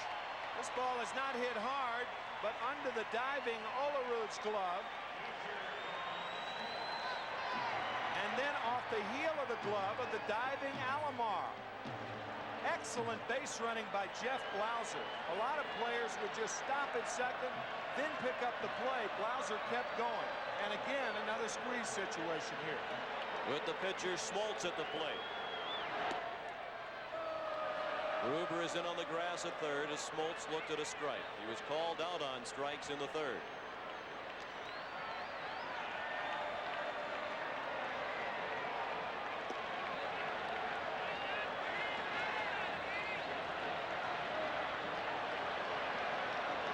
Two runs, 3 hits for Atlanta. No runs, 1 hit for Toronto.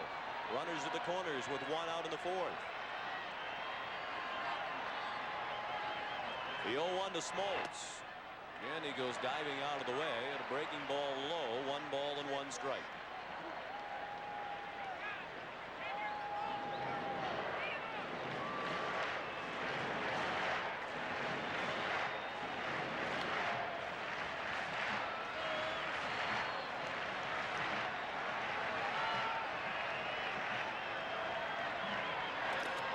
Lemke back to first. He did not have a stolen base in the regular season.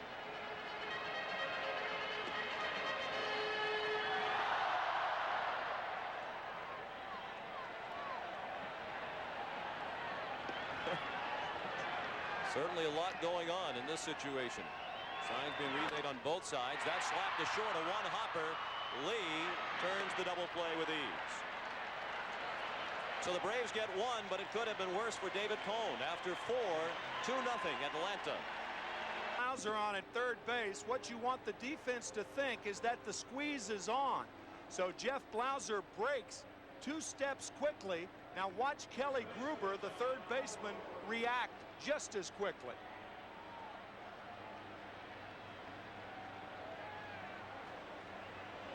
And Smoltz makes it a moot point by grounding into a double play. David Cone with 2 double plays in this game, and coming into this game he had thrown only 1 in his last 24 ball games. So the Braves lead 2-0 with 2 double play ground balls have thwarted their opportunities to build on that lead. John Olerud was at the plate when Alomar was thrown out trying to score on the wild pitch that ended last inning.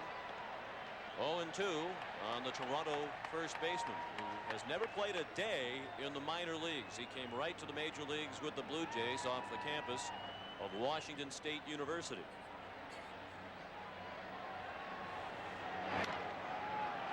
Very high and deep, but with room.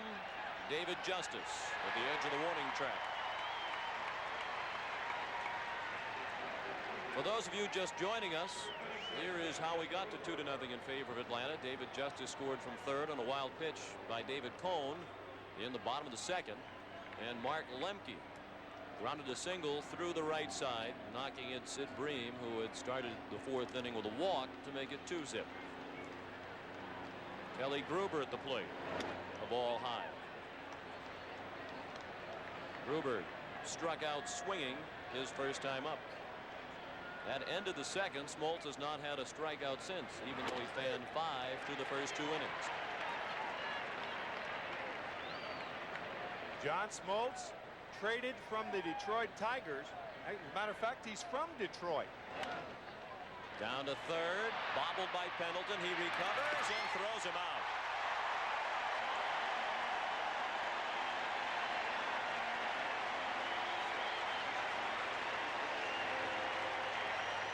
Quick reactions by Terry Pendleton. An in-between hop, looked like off the heel of the glove. And watch how quickly Pendleton recovers.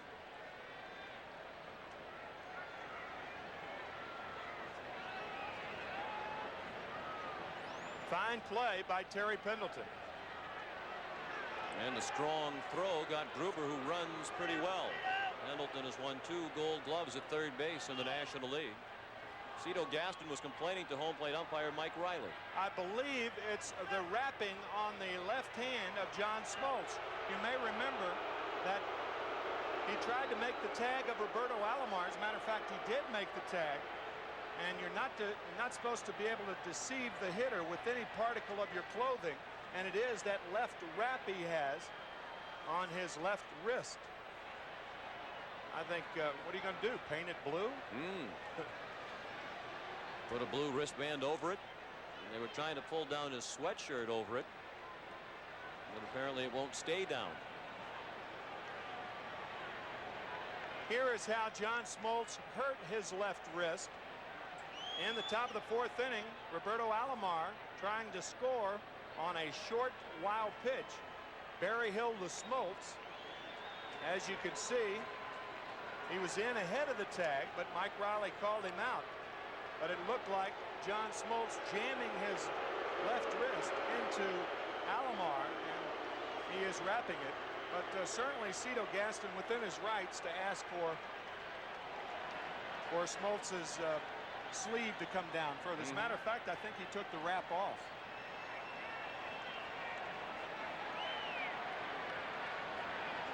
Two away in the 5th inning, 2-0 Atlanta. The bases are empty for Pat Borders. And that foul ball got a piece of Damon Berryhill. Borders bounced to third his first time up.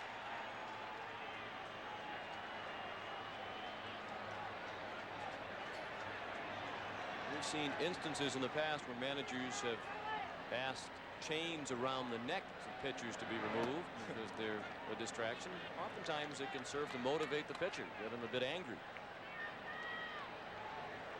Remember Oil Can Boyd, just about every time he went out there, he had the Mr. T starter kit on, and undoubtedly the opposing manager would come out and ask that he remove the jewelry.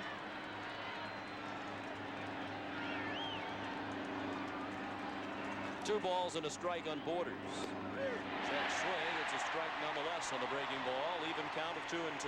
John Smoltz is just making some nasty pitches on the Blue Jay hitters. A 2-1 breaking ball right on the corner.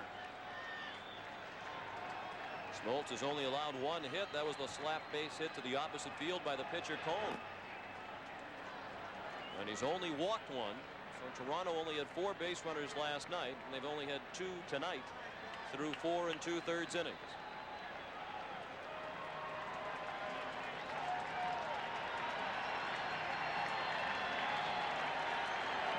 Three-2 pitch. Missed low with the fastball, and the Blue Jays have their 3rd base runner of the night on the 2nd walk thrown by Smoltz. We mentioned John Smoltz coming over from the Detroit Tigers in 1987 for Doyle Alexander. Alexander went on to become 9-0 for a team that won the American League Eastern Division, Detroit. So Detroit got their guy for immediacy's sake, and John Smoltz was a pitcher of the future, and has he ever delivered. A terrific trade for both teams, but better for Atlanta.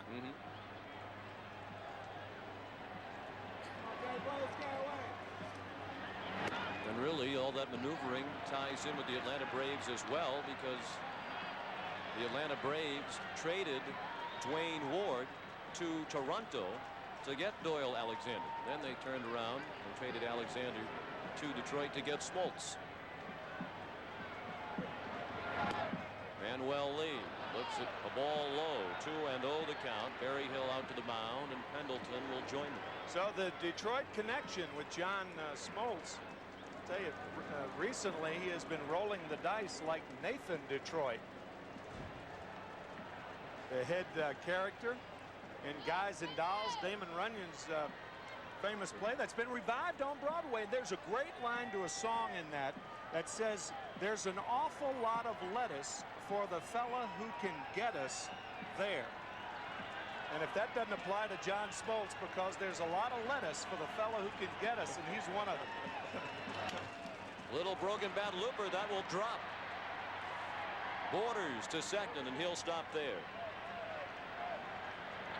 So Manuel Lee delivers the second hit of the night for Toronto, and now they have the tying run aboard, and the go-ahead run coming to the plate in the person of the pitcher, David Cone. How much lettuce last year? About $120,000. That's a lot of lettuce. As we mentioned, John Smoltz picked up $50,000 for being the MVP in the National League Championship Series this year. A lot of lettuce, too.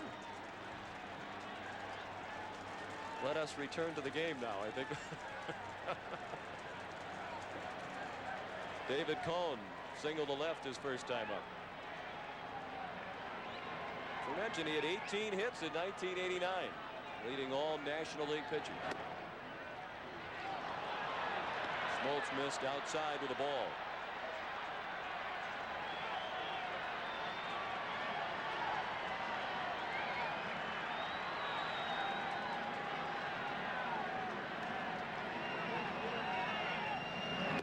Tim, would the manager have any thought of pinch hitting for Cone? I don't think so, no. He's allowed 2 runs. It's the 5th inning.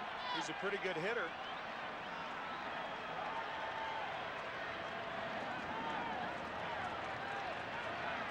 He has one of the 2 hits. And he is a guy who can swing the bat. I think persuading Cito Gaston that he is a pretty good hitter, and Cito Gaston saying, well, he's a fine athlete. I mentioned leading the National League of pitchers in hits in 1989 with 18. The 2-0 is low, and Smoltz is in danger of walking David Cone. Bringing the top of the order back up as Devon White waits on deck.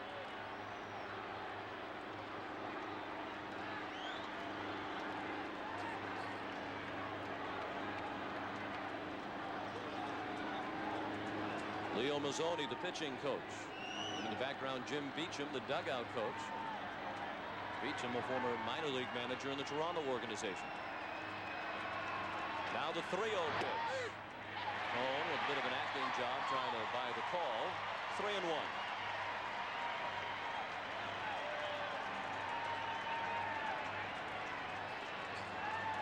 Pitchers don't have much of a chance to work on that technique of diving out of the way of pitches. He'll probably take again.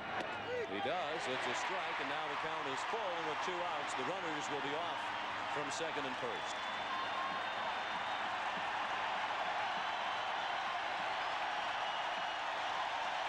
And the fans try to spur John Smoltz onto his 6th strikeout of the night. He hasn't had one since the 2nd inning.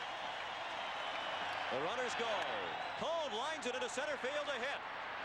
Borders is being waved in. Nixon's throw is cut off. Throw to second. Goes into center field. Lee hobbling toward third. He is hurt. Cone into second. It's 2-1 Atlanta. David Cone is 2 for 2.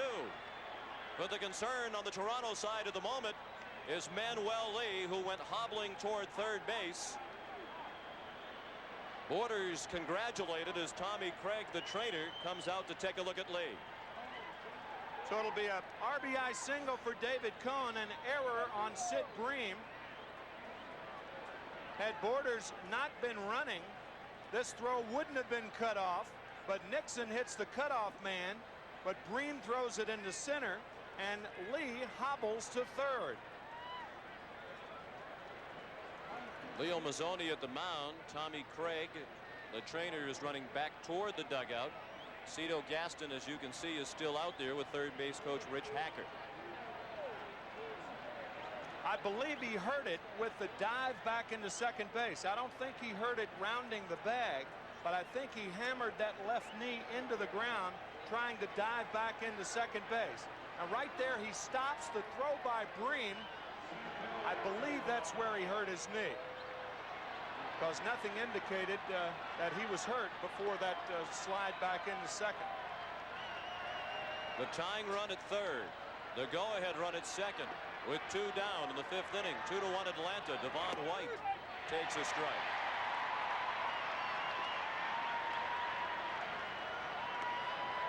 David Cone, the first American League pitcher with 2 hits in a World Series game since Mickey Lolich in Game 2 in 1968 with the Tigers. One of those by Lolich, a home run off Nelson Briles.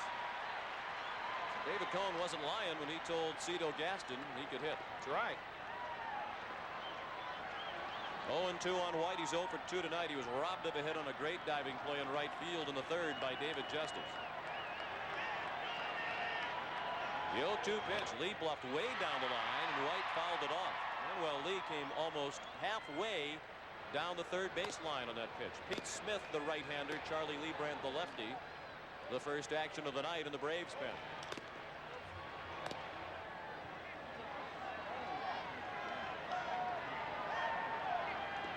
Beyond the home runs last night, all 4 runs in the game last night scored on homers. There wasn't really a lot of action. The pitchers mowed them down. Tonight, we've had all kinds of strange happenings. And we're not even midway through Game 2 of the World Series.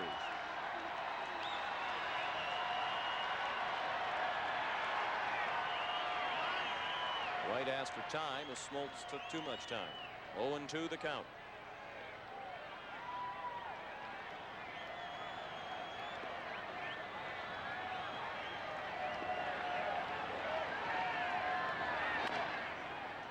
Lemke has to hurry. White runs well. He bobbled it. Safe at first. Tie game as Lee has scored from 3rd.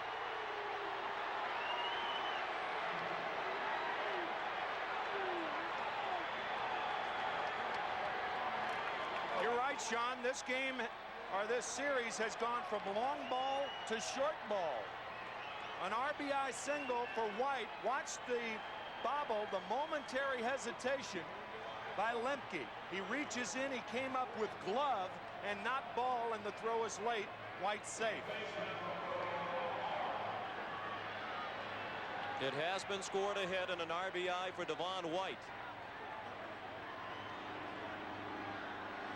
Now the go-ahead runners at 3rd. 2-2 the score, with runners at the corners and 2 outs for Roberto Alomar. Alomar walked his last time up.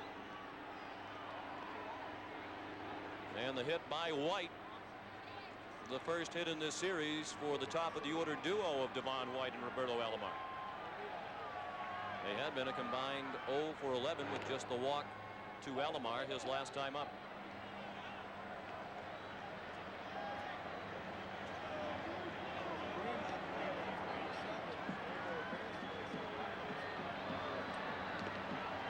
The crowd very silent here at Atlanta Fulton County Stadium as Smoltz misses with ball 2, 2-0.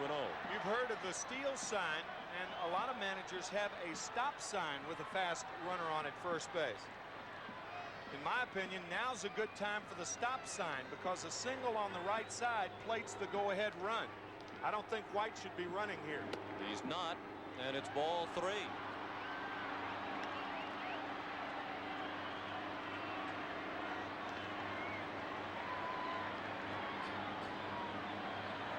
Here you see the hole on the right side of the infield. Lemke towards second base. Alomar a straightaway hitter. To prove that, he had 2 home runs in the ALCS, 1 to right field and 1 to left field. But you can see that big gaping hole on the right side. 3-0 on Alomar. He's taking all the way, and it's a strike. Roberto will be followed by Joe Carter.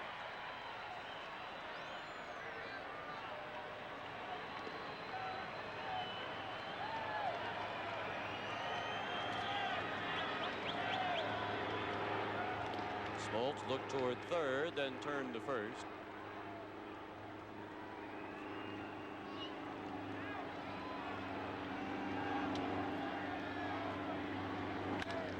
To short. Nice play by Blauser as the ball bounced up at the last moment. That ends the inning. The Blue Jays get 2 to tie. Midway through Game 2, 2-2 the score. game, Tim McCarver and I will select the Chevrolet Most Valuable Player of the game. Chevrolet will donate $1,000 in the player's name to the Special Olympics. No clear-cut leader for that honor at the moment. Halfway through Game 2 of the 1992 World Series, the Blue Jays and Braves tied at 2. Tonight's game is being produced by Bob Dekas and directed by Joe Assetti. The Atlanta Braves coming up in the bottom of the 5th inning with the top of their order against David Cone. Otis Nixon, Deion Sanders, and Terry Pendleton are due. David Cone is referred to himself as a hired gun, a rent-a-pitcher, as Toronto acquired him in late August to try to solidify their pitching staff, heading down the home stretch of the race in the AL East as they held off the Orioles and Brewers. Toronto had to pick up $963,000 of Cone's $4.25 million salary for 1992. The rest of it paid by the New York Mets, so it cost Toronto approximately $240,000 for each of his wins. That's money well spent now that they're at the World Series for the first time. Otis Nixon fouled the first pitch away for strike 1. Otis is 0 for 2 tonight. Of course, getting here is just part of what the Blue Jays set out to do at the beginning of the year. Interesting to see in the clubhouse before the game tonight T-shirts being worn by several of the Blue Jays, including manager Cito Gaston, that said 3 for 3 in '92. And that 3 for 3 referred to the championships of the American League East, the American League as a whole, and the World Series. They've accomplished 2 of them and going for the 3rd tonight. As John Smoltz has somebody take the magic marker to the wrap around his wrist so it won't be a distraction to the Blue Jay hitters. Color me blue. We were kidding about that. What are you going to do? But speaking of blue, here's the T-shirt to which Sean referred. That is not a banner. That is a T-shirt. And the back of it, we can, we are, we will. And we'll see.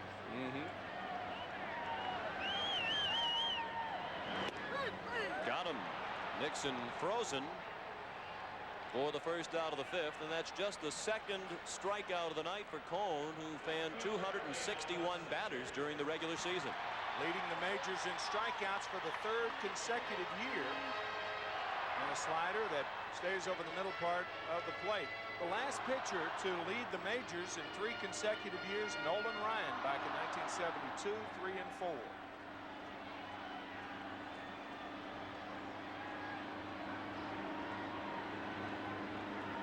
More balls than strikes for Cone. More ink on the wrist of Smoltz.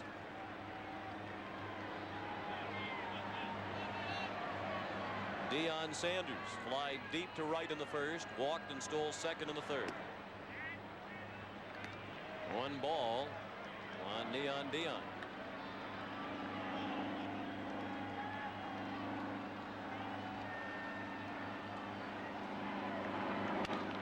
Well hit to right. A base hit for Sanders. He's now 7 for 12 lifetime against David Cone. We talked about the limp that Sanders had earlier. Remember, we said he had broken a bone back in March in spring training. It has not healed properly. And even with that limp, he stole 2nd base the first time he was on 1st. And he's back to 1st on the quick throw by Cone.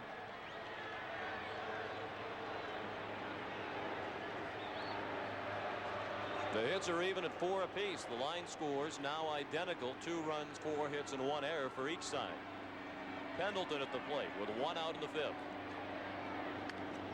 Out of play, 3rd base side. 1 strike on Pendleton, who's 1 for 2 with an infield hit in the 3rd.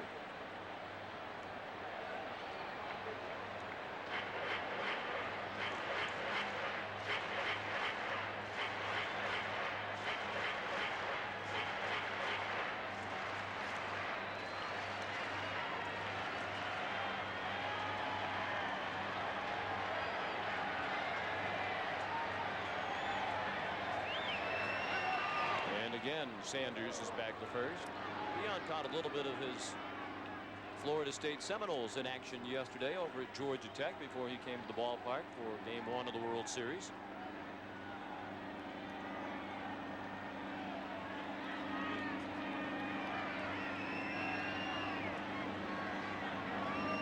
Sanders bluffed towards second. They pitch out, now throw to first, and Deion is just back safely. The tag was in the middle of his body, but his hand was on the bag prior to the tag of Olerud. Think about all the action that Sanders has gone through already tonight. This is a fake break, a pitch out by Borders, and the throw to Olerud not in time. I think it's worth remembering that Sanders only started 2 of his last 41 ball games that the Braves have played.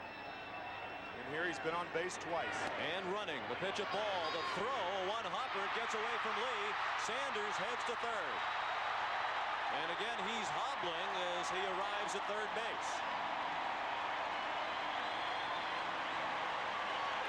Second stolen base of the night for Sanders. He takes third on the error charge to Pat Borders. Maybe it only hurts when he stops running. His second stolen base of the night, a bad pitch to handle for Borders, and an in-between hop off the wrist of Manny Lee, and Sanders is on third representing the go-ahead run.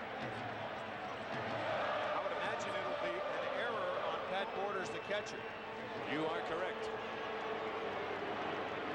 4 stolen bases for the Braves tonight, 1 shy of the single game 1-team record in World Series play. The infield in with a count 2-1 on Pendleton. 2-2 now. We're in the 5th. The Blue Jays and Braves tied at 2 in Game 2 of the World Series. Atlanta won Game 1 last night 3-1.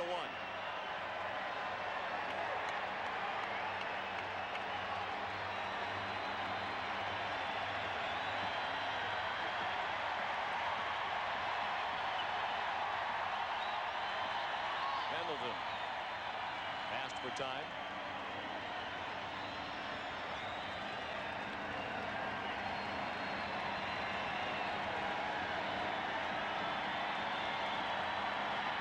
Cohen's pitch fouled out of play in left.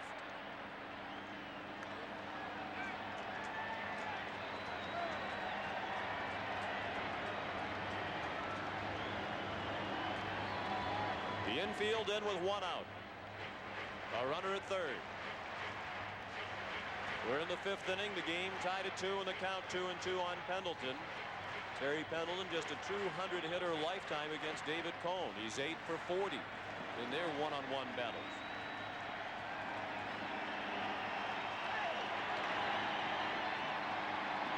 Another 2-2 pitch. Fastball nearly grazed him.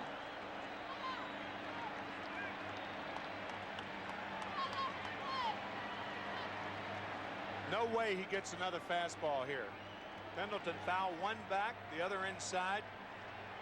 And Cone will either go to the splitter or the slider. Slider. On the 3-2 pitch. Way outside, ball 4. So that sets up the inning-ending double play possibility. Cone has already escaped 2 jams via an inning-ending double play. David Justice walked and scored the first run of the ball game in the second. He flied to right in the third. The infield has moved back for the Jays. They'll play for 2 to get out of the inning unscathed. This is the type of situation that we were talking about last night. Toronto has only 1 effective reliever in the bullpen. That's a left-handed pitcher. That's David Wells. He pitched in last night's game. But if Cito Gaston were thinking about taking David out of a game like this, he would want to go to a left-hander with Justice and Green back-to-back in a tie game, because your game situation might be here in the 5th inning. There is no action in the Toronto pen at the moment, but that is about to change as they're scurrying around down there.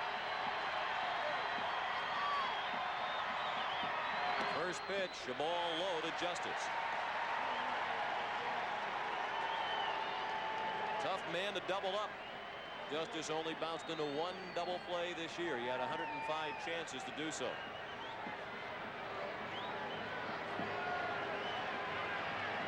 Time called. Pitching coach Galen Cisco is on his way to the mound, buying some time for the bullpen that just got started. The right-hander Todd Stottlemyre, the lefty David Wells. Both Wells and Stottlemyre appeared in the game last night. And the trip to the mound right now by Galen Cisco, the pitching coach, has one intention. That's to give the guys in the bullpen a chance to warm up. Because if Justice were to walk and you have the bases loaded and one out, I think the left-hander would be brought into the game. Stottlemyre and Wells warming up under the watchful eye of bullpen coach John Sullivan, the longtime Toronto coach. Crowd growing a bit restless. And Mike Riley's going to break up the conversation.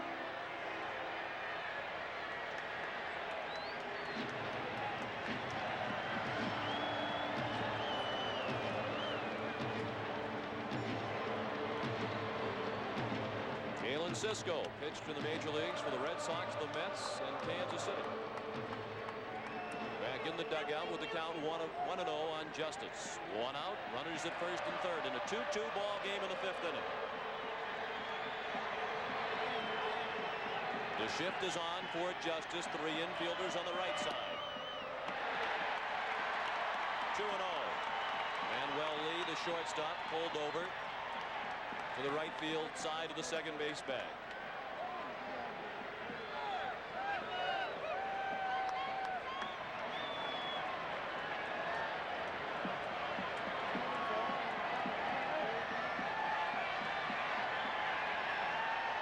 The 2-0 pitch. Chopped by Alomar. The Braves go back on top 3-2. Winfield juggled the ball a bit. Sanders scored. The throw comes all the way into the plate. But Pendleton had stopped at third. It's a base hit and an RBI for David Justice. 3-2 Atlanta.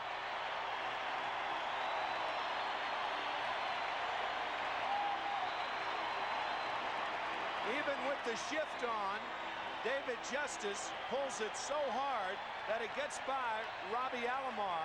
We talked about his range, but that ball was scalded to right field. And I think you're going to see the left-hander now, David Wells. At the very least, we will see a new pitcher because Cito Gaston is on his way to the mound. And it's the second trip of the inning. He has summoned David Wells, the lefty, with the left-handed hitting Sid Bream due up. 3-2 Braves. Back to Atlanta in a moment. The best seat in the house belongs to the airship Shamu, gracefully floating 1,500 feet above Atlanta. More than 8,000 lights flash messages and animation on the side of the ship. And the Toronto Blue Jays will try to right their ship with the left-hander David Wells. He was in last night's ball game. He worked the 8th inning, walking 1, striking out 1, giving up no runs and no hits. And Bobby Cox has countered Cito Gaston's move. Now that Gaston has brought the lefty into the ball game, Cox is countered by calling Sid Bream back and sending Brian Hunter up to pinch hit.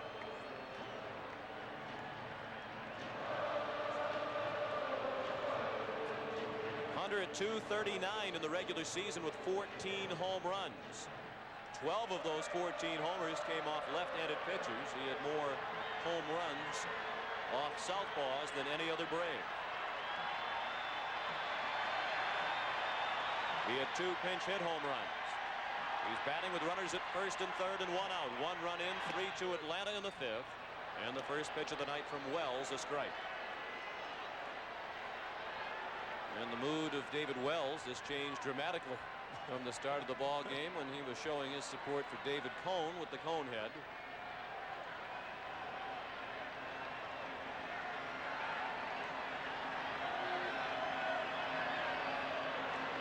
The 0-1 to Hunter. Well hit to right field. On the run, Winfield toward the line to make the running catch. Pendleton coming to the plate, and he scores as the throw goes towards second. It's 4-2 Atlanta.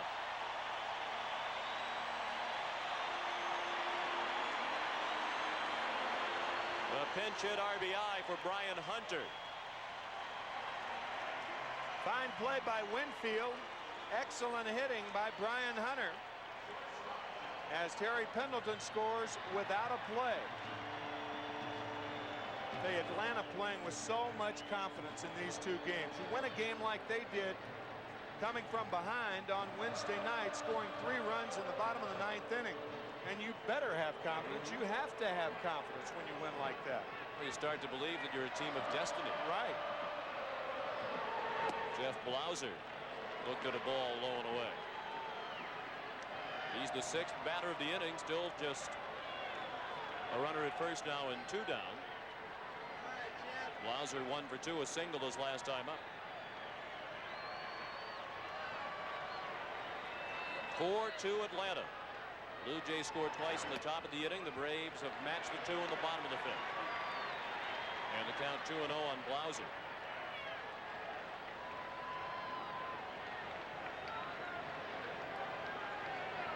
Braves knocked David Cohn out of the ball game after 4 1/3.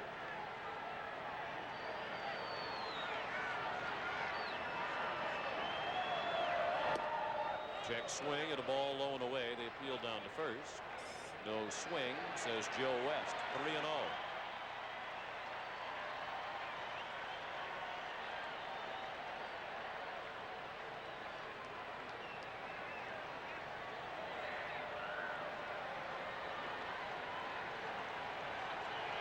He may be hitting here.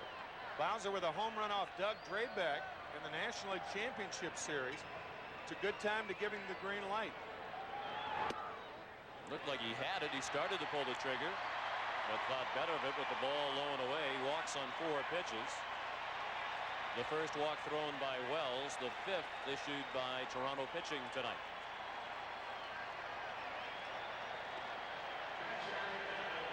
Justice at second, Blauser at first, with 2 down in the 5th inning. 4-2 Atlanta. And the 7th batter of the inning is Damon Berryhill. Switches around to bat from the right side against Wells. And Wells has asked Borders to come out to the mound.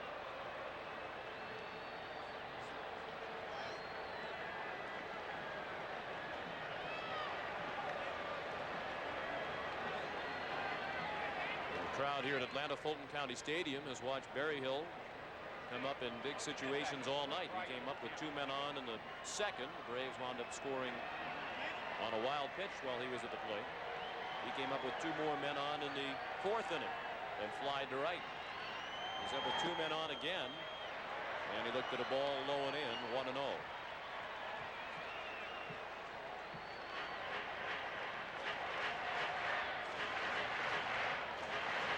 Of course, Berryhill batted with 2 men on in the 6th inning last night and hit the 3-run homer that was the difference in the 3-1 Braves Game 1 win.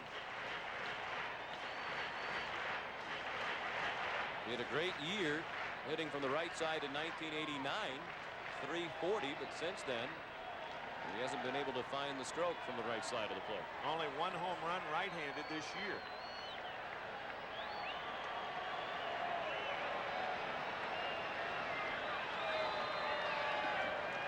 Wells a big guy at 6'4". They list him at 225 pounds. Berryhill with a pop-up.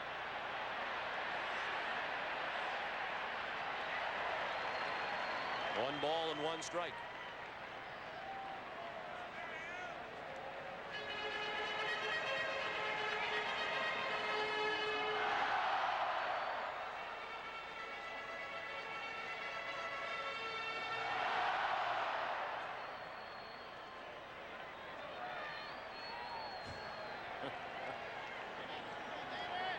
Some excitement, huh? Suppose that's appropriate for a fan of that age at 10:40 in the evening.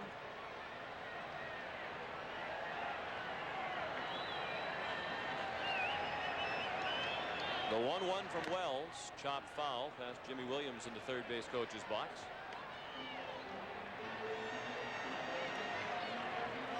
Jimmy rumored to be one of the candidates for the Florida Marlins managing job. He's interviewed with them a couple of times.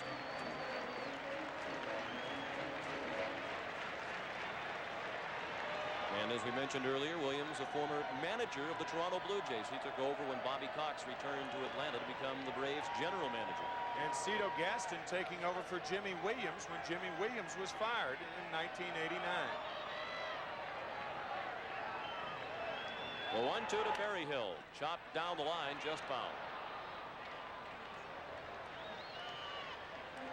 Interesting how quick everybody that we've talked to in a manager's uniform in the postseason has been to praise Jimmy Williams as one of the best third base coaches in the game today. Jim Leland, the Pittsburgh Pirate manager, said it during the playoffs. Bobby Cox, Williams manager, has sung his third base coach's praises, and Cito Gaston said it again before the game tonight. Yeah.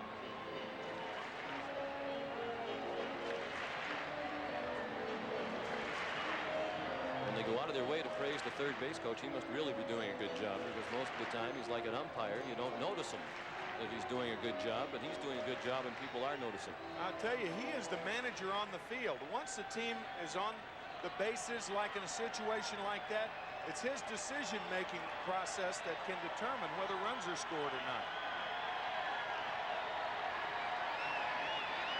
The 1-2 pitch in the dirt and blocked by Borders. 2 balls, 2 strikes, 2 outs. 2 runs in here in the bottom of the 5th. And the Braves lead 4-2.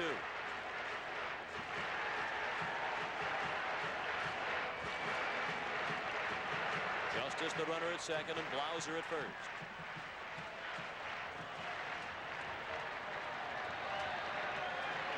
Wells working very slowly.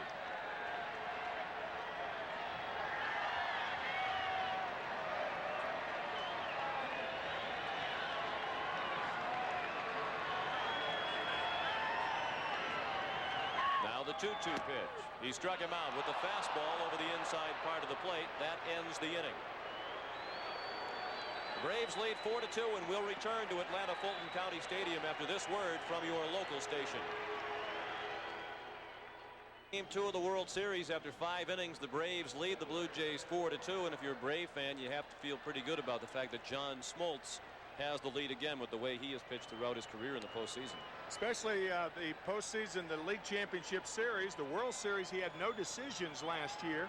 He's 4-0 in the League Championship Series and trying not to squander this lead. Last year, 2 no decisions against Minnesota. Brian Hunter remains in the ballgame at first base for the Braves. He came up as a pinch hitter in the bottom of the 5th. Joe Carter, the leadoff man in the 6th. Smoltz snapped off the breaking ball, lost his balance a bit as Carter took ball 1. The big boppers in the middle of the order coming up for the Jays. Carter, Winfield, and Olerud. Batters 3, 4, and 5. Joe's 0 for 2 tonight.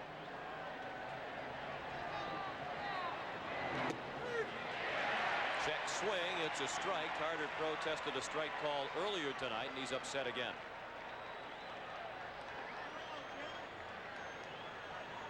That is when the wrap on the left wrist of John Smoltz was flesh colored, and they put that ink on it, a magic marker on that, over that wristband.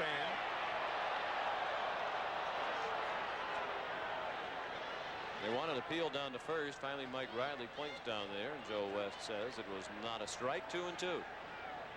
Those 2 no decisions, by the way, that Smoltz had in last year's World Series came in games 4 and 7, giving up only 2 runs in 14 1/3. Why did he pitch in game 4? Well, he was the one who shut out the Pittsburgh Pirates in game 7, 4-0, to put the Braves in the series. Slicing toward the bullpen. Long run. Justice. Great effort. He hustled all the way and went over the mound but couldn't get to it. When you speak of game 4, still a question mark as to who will be the starting pitcher for the Braves in game 4. Cito Gaston has announced Jimmy Key will go for Toronto, and in all likelihood it will be Tom Glavine in game 4 for Atlanta. Bobby Cox wants to wait until he has a chance to throw between starts and see how Glavine feels. He threw 126 pitches last night.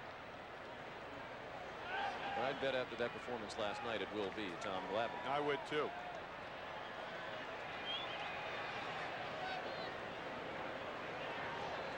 Bobby Cox telling us before the game that he doesn't get too wrapped up on pitch count. He tries to blend in common sense and who the pitcher is. A power pitcher like John Smoltz needs the extra power, but Bobby said he could probably throw 160, 170 pitches a game.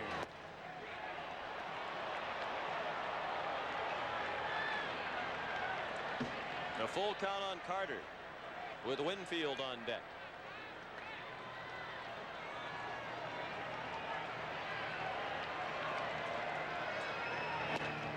And that's ball 4. The tying run will come to the plate in the person of Dave Winfield, who at age 41 seems to set a record every day. We asked him about it. If I didn't play well, I'd get sick and tired of people talking about, well, your age. But now that they're saying, well, no man past 38 is hit for the cycle, no man over 40 is driven in 100.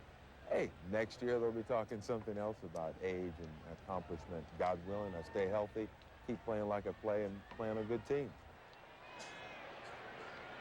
And Dave alluded to the most well-publicized of his accomplishments at age 40. The distinction of becoming the oldest player ever to drive in 100 runs in a season. He did that this year. 108 runs batted in at age 40. He was 40 for almost the entire year, turned 41 on the final weekend of the regular season, and was serenaded with a round of happy birthdays by the sellout crowd at the Sky Dome. He was born October 3rd, 1951, the same day that Bobby Thompson hit the home run off Ralph Branca. The ball and a strike on Winfield. He's 0 for 2 tonight.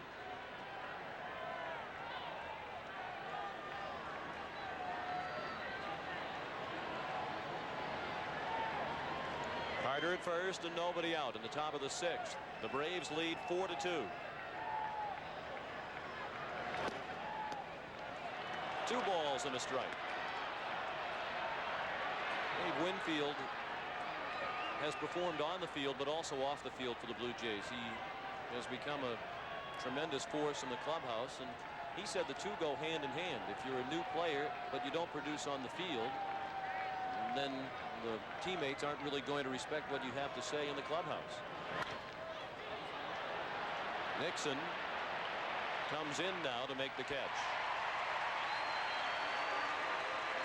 That's the fastball that we were talking about earlier when we mentioned Smoltz would come inside to Carter and Winfield. Usually if a player stands back away from the plate, he likes the ball away.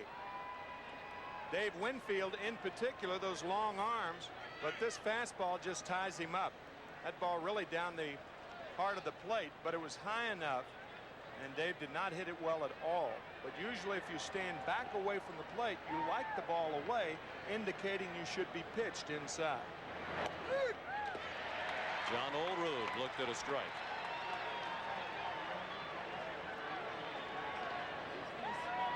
Olerud is 0 for 2 against John Smoltz tonight.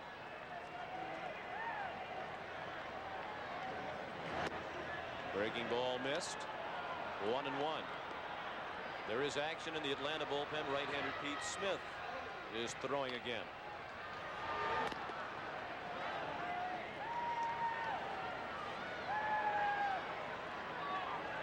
John Smoltz scheduled to bat second in the bottom of the 6th inning.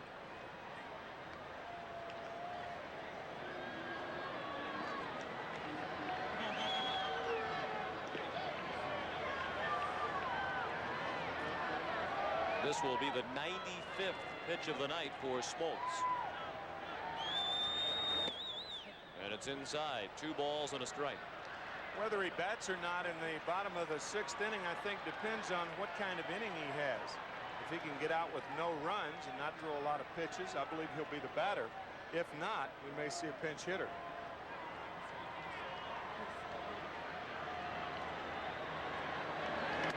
Ball 3.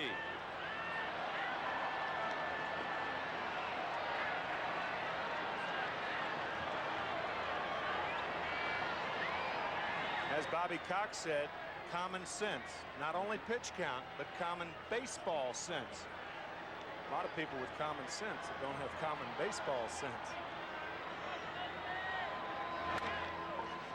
to short and caught. They will double off Carter. Joe was caught in between, trying to judge if that ball would hit the ground or be caught in the air by Blauser, and the double play ends the inning. On to the bottom of the 6th, 4-2 Atlanta. This copyrighted telecast is presented by authority of Major League Baseball and may not be reproduced or retransmitted in any form without the express written consent of Major League Baseball. Game 2 of the 1992 World Series. 4-2 Atlanta as the Braves come up in the 6th inning. Mark Lemke, 1 for 2. He singled to drive in the second Atlanta run of the night in the 4th inning. He swings at the first pitch and lifts a lazy fly ball to center for the first out. Interesting, Tim, to see a couple of innings ago Lemke have trouble getting the ball out of his glove on the play Devon White beat to first base, because as we saw before the game tonight, Lemke has a very small glove and it's certainly tattered and torn. I should say so. Matter of fact, the tears are at the base of the glove. Mark has had that glove for 6 years, and it looks like it. If anything ever looks 6 years old, that thing does. The only thing that he has changed is the webbing in the glove. You can see that that is new, but it's amazing how small that glove is. It's tiny. And obviously that small glove contributes to his quick release, of which you were speaking at the start of the ball game when Bobby Cox said Lemke and Bill Mazeroski are the 2 best he's ever seen among second basemen for getting rid of the ball. Mark says that before every game he constantly takes the ball out of the glove, puts it back in, takes it out. He'll do that 200-300 times a day. Get used to the feel of taking it out of the mitt. And, Bobby Cox astounding us, comparing him with Mazeroski. That is tall company right there. About as tall as it gets. John Smoltz is 0 for 2. He has struck out and bounced into a double play. Facing David Wells with a count of 1-2. And Smoltz knew that he was out.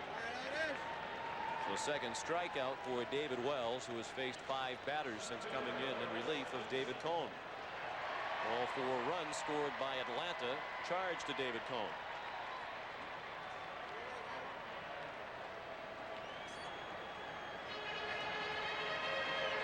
Otis Nixon batting for the first time tonight from the right side of the plate. He went 0 for 3 against Cone.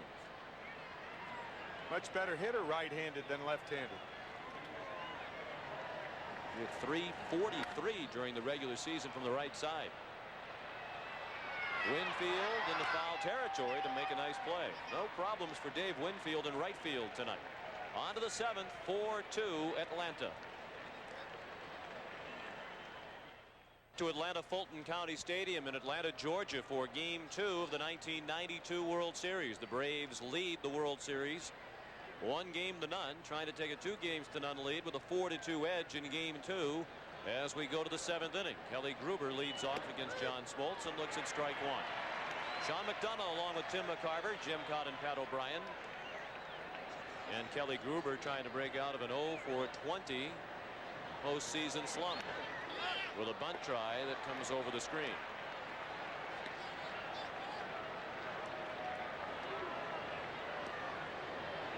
Gruber is 0 for 2 tonight. He has struck out and bounced to third. He'll be followed by Pat Borders and Manuel Lee. Batters 6, 7, and 8 for the Jays. I'm a little surprised that the bullpen is not active for the Blue Jays with the pitcher scheduled up 4th.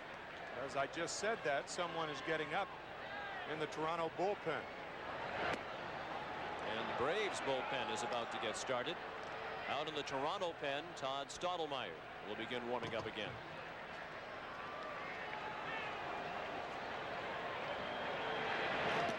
Gruber swung at a pitch way out of the strike zone. They throw it down to first for the out.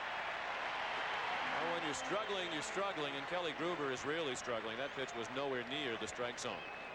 Atlanta scored first in the bottom of the 2nd. David Justice scored on a David Cone wild pitch. The Braves scored again in the 4th inning. A single to right by Mark Lemke brought in Sid Bream. Then David Cone delivered his 2nd hit of the night, a single to score Pat Borders. And we'll continue the recap of the scoring in a moment. First, a swing and a foul tip by Borders. Devon White singled in Manuel Lee to tie the game at 2-2 halfway through, but Atlanta responded immediately. David Justice with a single to score Deion Sanders. Borders with a base hit. Sanders watches it go by to the wall. Borders on his way to second with a one-out double. Pat Borders continues to produce in the World Series for Toronto. He was 2 for 3 last night. He's 1 for 2 tonight. He walked earlier tonight and scored a run. Hanging curveball from John Smoltz. Ball scoots by Sanders. An easy double.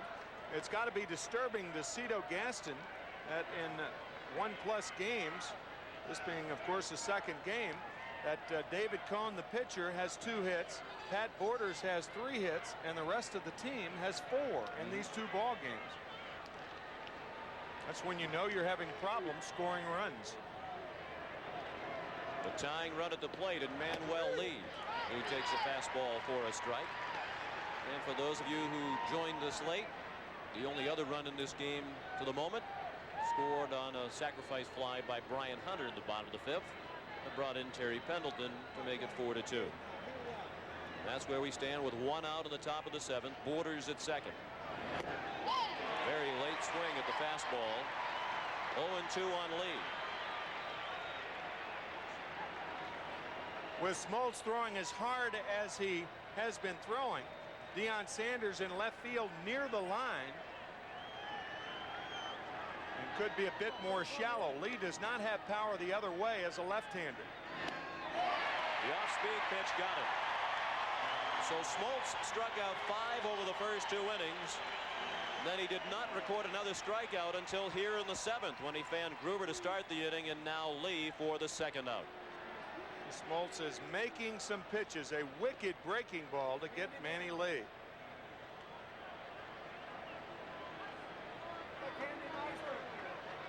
The pitcher Wells due up, but he has been called back, and Candy Maldonado is going to pinch hit.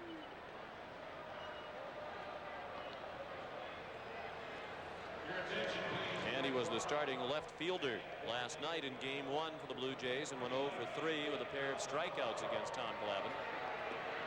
He's coming off a fine league championship series against Oakland, in which he hit 2 home runs. And he has 9 career pinch hit homers. That's the most by any active player. Smoltz jammed him. Candy fought it off for strike 1.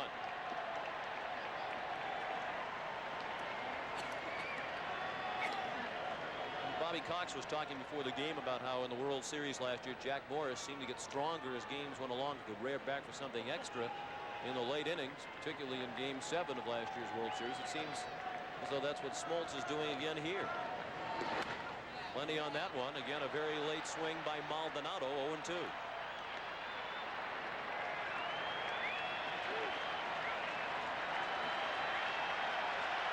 That last fastball from Smoltz at 91 miles per hour. Maldonado has never had a hit off John Smoltz. He's 0 for 7 lifetime against the Atlanta right-hander. 4-2 Braves. With a runner at second and 2 down in the Toronto 7th. That one bounced way out in front of the plate. And to third goes Pat Borders. On the second wild pitch of the night, thrown by John Smoltz. Damon Berryhill has no chance to come up with this one. I don't even think he touched the ball. It skips by him, and the second wild pitch of the game by John Smoltz. Tell you, Sean, that the hitters will tell you, they talk about the radar gun, 91-mile-an-hour fastballs. The hitters tell you how well you're throwing. If you get a strong hitter like Maldonado fouling the ball off to the right side, the ball's on top of it. Now, those radar guns are okay when you're trying to rehab things, but look at the hitter-pitcher relationship more than the speed of the ball. From the windup, the 1-2 pitch. Struck him out with a wicked breaking ball. Smoltz strikes out the side of the 7th. 7th inning stretch in Atlanta. 4-2 Braves.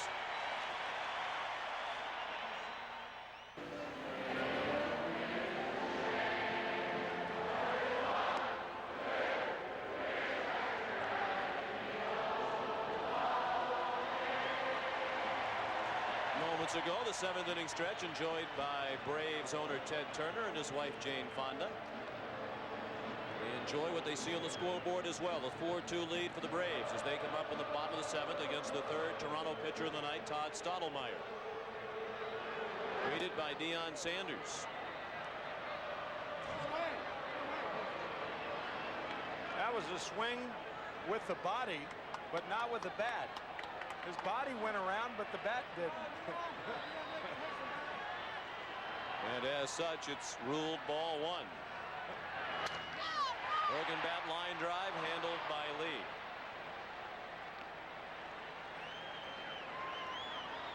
Sanders now 1 for 3.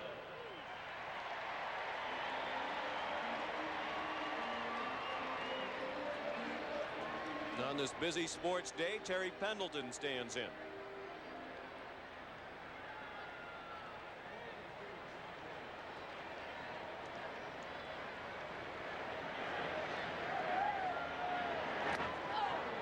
Waved at a pitch up in the strike zone. Pendleton 1 for 2, an infield hit. He walked and scored in the 2-run 5th, adding the difference in the ball game.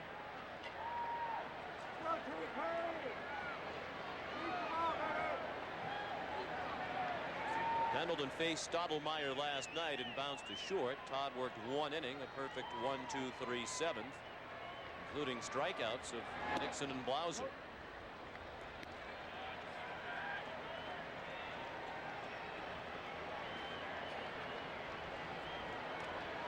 Pendleton at the plate, Justice on deck.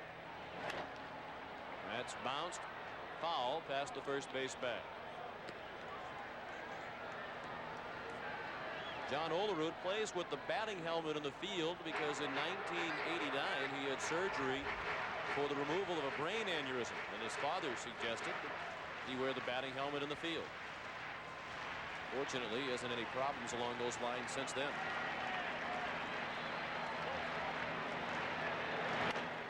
Pretty good fastball, and Pendleton fought it off to stay alive at 1-2.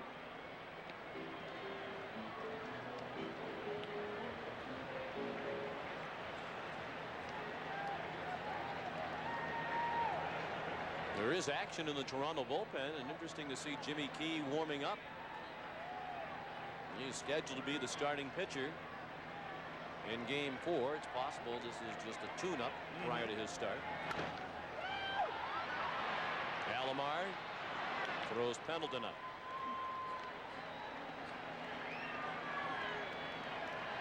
It's a chilly night here in Atlanta. The temperature continues to drop, 54. And clear at the moment. We've had snow flurries in Toronto today, and the temperature 34 degrees. It's safe to say then that the roof will be closed on Tuesday night. I hope so. I did not pack my CBS Sports parka. Justice hacks a wallop to deep right center field. White on the warning track makes the catch. 1-2-3 go the Braves. We head to the 8th with Atlanta on top 4-2. Weiser. Mark Lemke single scoring Sid Bream made it 2-0 for Atlanta in the 4th inning. The Blue Jays tied it with 2 runs with 2 outs in the 5th, including an RBI single by David Cone. But Atlanta answered immediately with 2 runs on 2 hits in its half of the 5th. And we still stand at 4-2 into the 8th inning. John Smoltz still on the mound. Facing the top of the order, swing and a miss for strike 1 by Devon White. The hits even at 5 apiece. Smoltz struck out the side last inning. He has fanned 8 tonight. He's thrown 112 pitches with this one, and he's still throwing hard, 0-2. Tommy Glavine with a complete game last night. If John Smoltz pitches a complete game victory tonight, it'll be the first time since 1965 that 2 complete game victories were pitched in the first and second game of the World Series. Who did it that year? Mudcat Grant beat Don Drysdale. And in the second game, Jim Cott beat Sandy Koufax. Not too shabby. Jim Cott? James Cott. James Lee Cott. What's he do now? There he is. Hi, Kitty. He's living, isn't it? See, for a guy who spent a lot of his life in Minnesota, he's awfully bundled up down there in a 54-degree night. That's complete game victories by the same team, of course. Yes, and obviously, If Smoltz wins this game, it will be the second complete game victory for the Braves. Right to center, the routine fly for Nixon. One out in the 8th inning. Airship Shamu is bringing us tonight's aerial shots of the contest between the Blue Jays and Braves.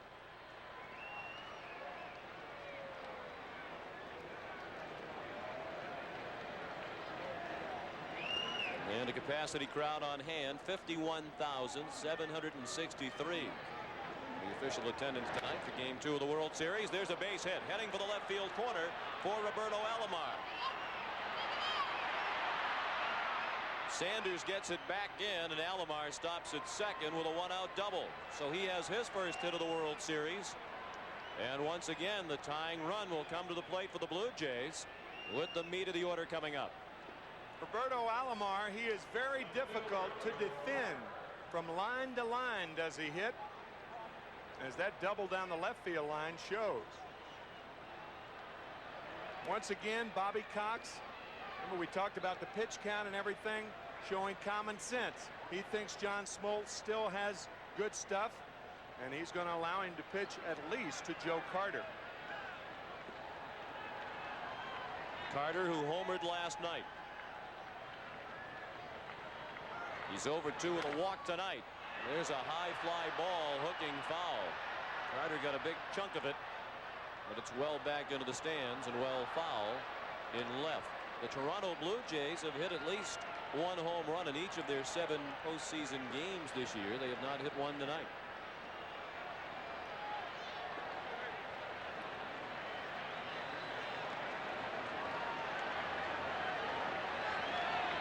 Smoltz working with a 4-2 lead in the 8th. Alomar at second with one out. The 0-1 pitch. Breaking ball. Swung on and missed.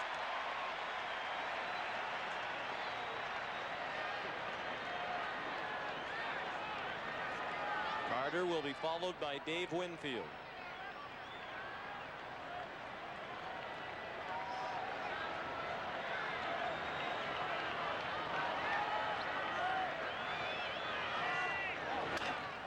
Up the middle, a base hit. Carter didn't hit hard, but he got it through. Alomar had to hold up to see if the ball would be caught, so he moves to third. Now the tying run is aboard at first, and the go-ahead run will come to the plate with Winfield to bat next. Joe Carter has to be so strong to hit a ball like that. It's almost like the bat bends. You could see Alomar realizing they trail by 2 runs and understanding that there's no way he can be doubled off at second base, playing the passive brand of the game and just going to third. Not realizing whether that ball would have been caught or not. Interesting situation right here. But so far, Bobby Cox elects to stay with John Smoltz, and you can't blame him. He's still throwing very, very well. Well, the hit by Alomar was an opposite field hit along the line and left, and Carter's didn't have much on it, but got through. But a lot of pitches in 4 postseason starts for John Smoltz, and not a lot of rest in between. Winfield says, yeah, he sure is throwing hard. Bob Gibson used to say about right-handed hitters like that, just think out there, don't go out there.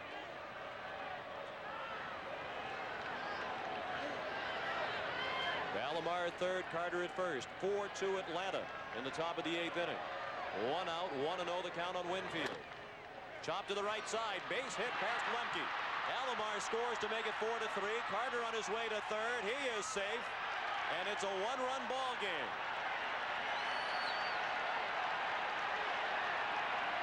Dave Winfield with his first RBI in the World Series.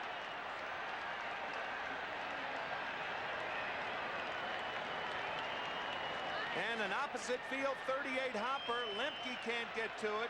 Excellent base running by Joe Carter to go to third on the strong arm of David Justice. They're on their feet in Atlanta, and I would imagine they're on their feet in Toronto right now too.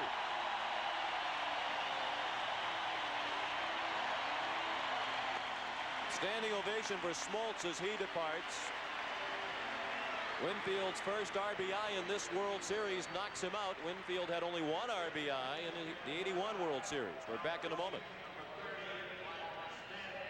Looking down on a thriller in Game 2 of the 1992 World Series. The Blue Jays have scored a run here in the 8th inning to cut the lead to 1 for Atlanta. John Olerud at the plate with the tying run at third. The go-ahead run at first with 1 out in the 8th inning. Mike Stanton's first pitch is popped up. Terry Pendleton in. 2 outs in the 8th inning.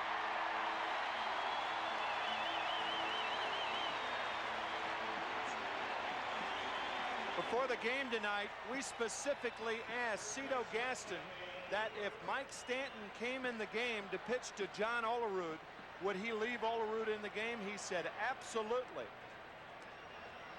And the reason why, Olerud's batting average has a difference of only 2 points for his career versus right-handers as compared to left-handers. Olerud's at .270 against right-handed pitchers and .268 against lefties. And there is virtually no difference. Stanton has never allowed a hit with a runner in scoring position in postseason competition, as you saw. They are 0 for 17 against him in this situation. But he won't have a chance to continue that streak, as Jeff Reardon will be the new pitcher when we come back. Moments ago at the Blue Jay dugout, Kelly Gruber discussing the situation with Cito Gaston, with hitting coach Larry Heisel on the right. Situation is simple. The tying run is at third. The go-ahead run at first with 2 outs in the 8th. Jeff Reardon's first pitch fouled straight back. But Bobby Cox, in making the change of pitchers, playing the percentages and getting the right-handed Reardon on Gruber, a right-handed hitter. But Cox is undoubtedly aware of the numbers. Gruber 6 for 12 lifetime against Reardon, including a home run. Plus, you're not seeing the Jeff Reardon that the Blue Jays have been facing in past years, the all-time saves leader. But he is not the pitcher, obviously, that he was for the Boston Red Sox earlier, or the Minnesota Twins, or the Montreal Expos. And while he's had an up-and-down ride all season long, Stanton's been unhittable in postseason play. Kelly Gruber has been hitless in his last 21 postseason at-bats. And in the hole here, 1 and 2, is Kelly Gruber. The fans trying to help Reardon out of the jam. 1 run is scored for the Blue Jays in the 8th inning. 4-3 Atlanta. Toronto with runners at first and third and 2 outs.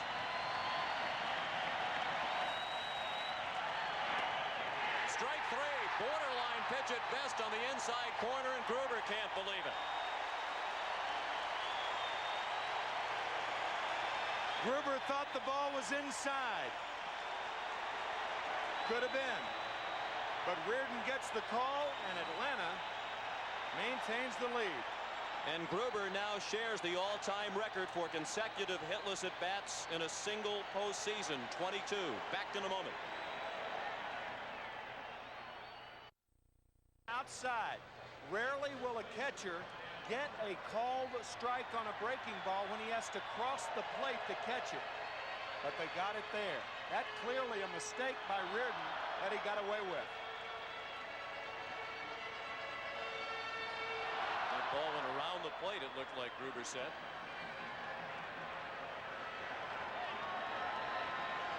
Brian Hunter batting against the new Toronto hurler, the 4th pitcher of the night for the Jays, Dwayne Ward. Hunter came up as a pinch hitter for Sid Bream and delivered a sacrifice fly to drive in a run in the 5th. Ward, a native of New Mexico and the former Atlanta Brave. We mentioned his track record. He went to Toronto in a deal for Doyle Alexander, and Alexander left to Detroit in the deal that brought John Smoltz to the Braves. That's a strike, says Joe West.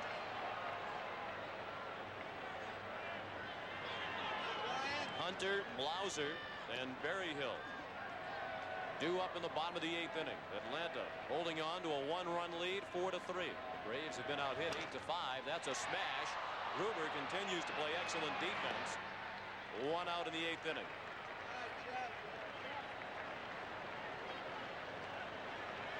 Brian Hunter not fooled a bit on this fastball. This ball is ripped to third. In between hops, smothered by Gruber.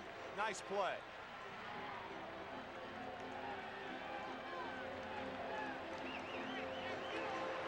Interesting what Cito Gaston said to us before the game. Oftentimes Gruber will field balls like that and not look the ball into his glove. His head will snap up, and yet he still makes the play, and it looked like that time that might have been the case. Well, you don't have a chance on a ball hit that hard to look it into your glove. Foul tipped in the mid of Borders. 1-1 on Blauser. Ball hit that hard, you're just trying to defend yourself. Blauser is singled and walked after reaching on a fielder's choice and stealing second, back in the second. He chased the ball out of the strike zone, 1-2.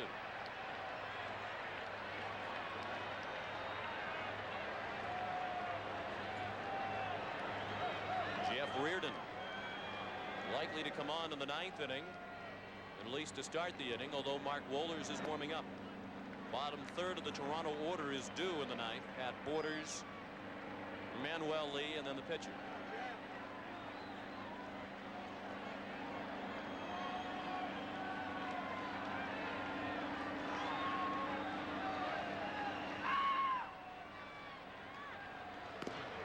There's Wohlers, the hard-throwing right-hander.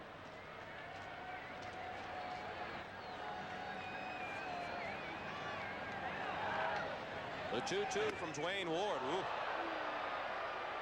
He throws hard, and that was some loud chin music. Does not happen to be the tune that Jeff Blauser likes.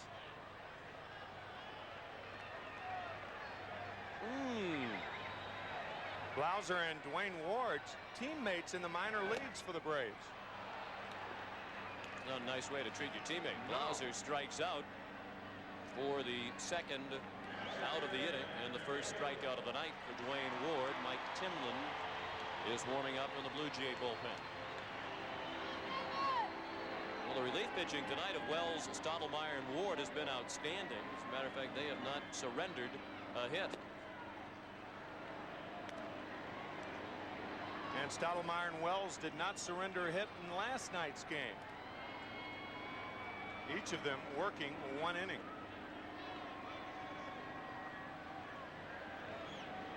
Damon Berryhill up there with a count of a ball and a strike. He's 0 for 2 with a walk in his first at bat this evening.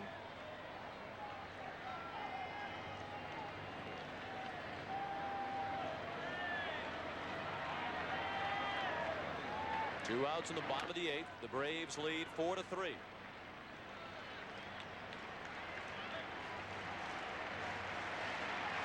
A ball and 2 strikes on the Atlanta catcher.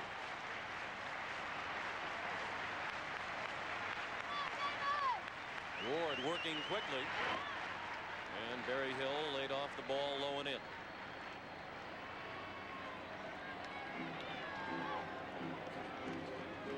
Blue Jays have about as good a setup man and closer combination as you can have in Major League Baseball, with Ward setting up Henke so well all year long. And he blew away Berryhill. 2 strikeouts in the inning. 1, 2, 3 go the Braves. We go to the 9th. Borders, Lee, and Ward due up. Atlanta leads by a run. The Braves 4, the Blue Jays 3 as we go to the top of the 9th. Toronto at the bottom third of its order coming up. Borders, Lee, and the pitcher Ward scheduled for Cito Gaston, and there's what Cito has available on his bench as potential pinch hitters. He already has sent Derek Bell into the on-deck circle as Borders lines one to right, and Justice is there. 1 pitch and 1 out.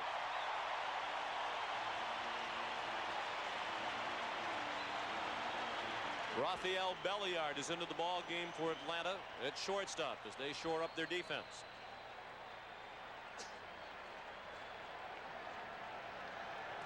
Braves trying to take a 2-0 advantage in the 1992 World Series. With Manuel Lee due, Derek Bell is the pinch hitter. Lee went 1 for 3 tonight with a single and a run scored. Bell hit .242 during the regular season with 2 homers and 15 runs batted in 61 games. Reardon with a fastball that just missed outside. Ed Sprague has moved into the on-deck circle to bat for the pitcher Ward.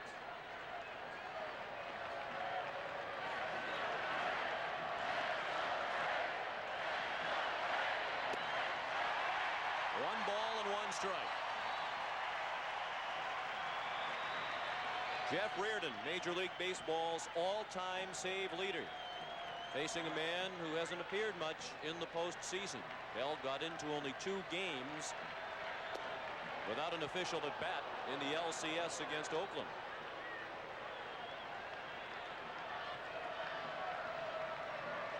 Reardon at age 37, the oldest Brave, pitching in the postseason for his 4th team. Bell shoots it back in our direction. That ball was hittable there. He missed that pitch.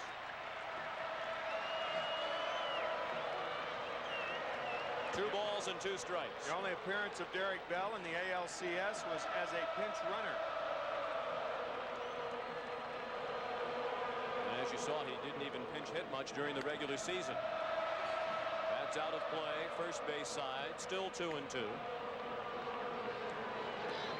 By pitching in the postseason for 4 different teams, Montreal, Minnesota, Boston, and now Atlanta, Jeff Reardon has tied Doyle Alexander's Major League record postseason appearances with the most teams. Whoa. Bell laid off an off-speed pitch that was very close. It has certainly been an eventful night for home plate umpire Mike Riley.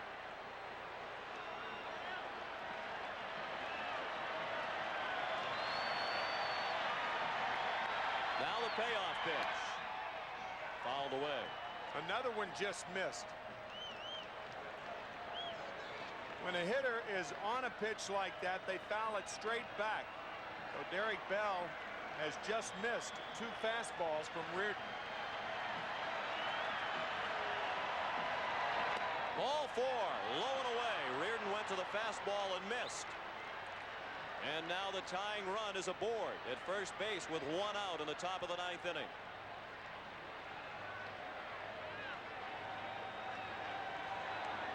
Bell with decent speed, 7 stolen bases in only 61 games during the regular season. And now Ed Sprague to bat for the pitcher Ward. He was 1 for 2 with a single in the league championship series against Oakland. Both of his at-bats in the playoffs were as a pinch hitter.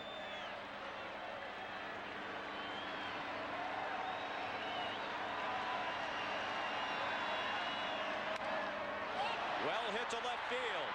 To the wall, Deion Sanders. Home run, Ed Sprague. Off the bench with a pinch hit 2-run homer off Jeff Reardon to give the Toronto Blue Jays a 5-4 lead.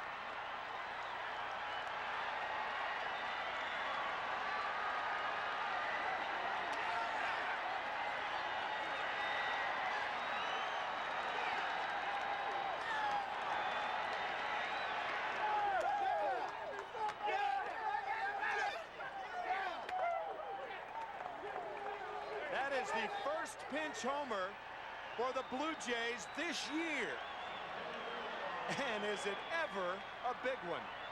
Wow.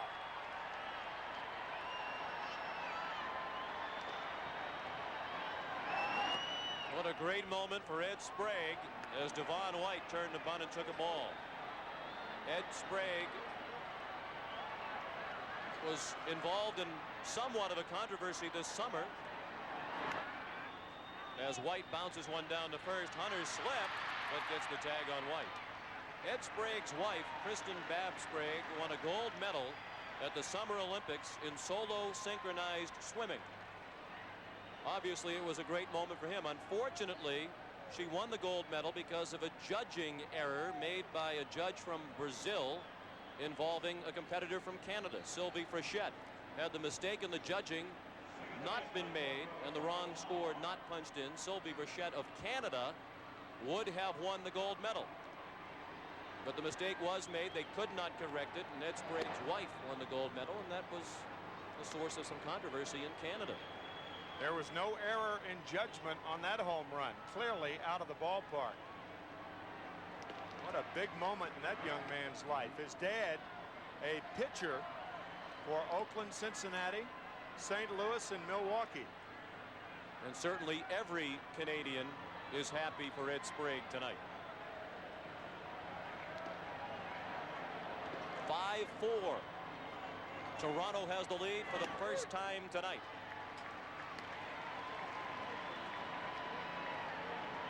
mentioned Ed Sprague, senior. He was on the Reds roster in 1972, but did not play in the World Series. Alomar pops up a bunt try. Lemke fields it. And that ends the inning. But the two-run homer by Sprague has given Toronto the lead. Lemke, the pitcher, and Nixon do up for Atlanta in the bottom of the ninth.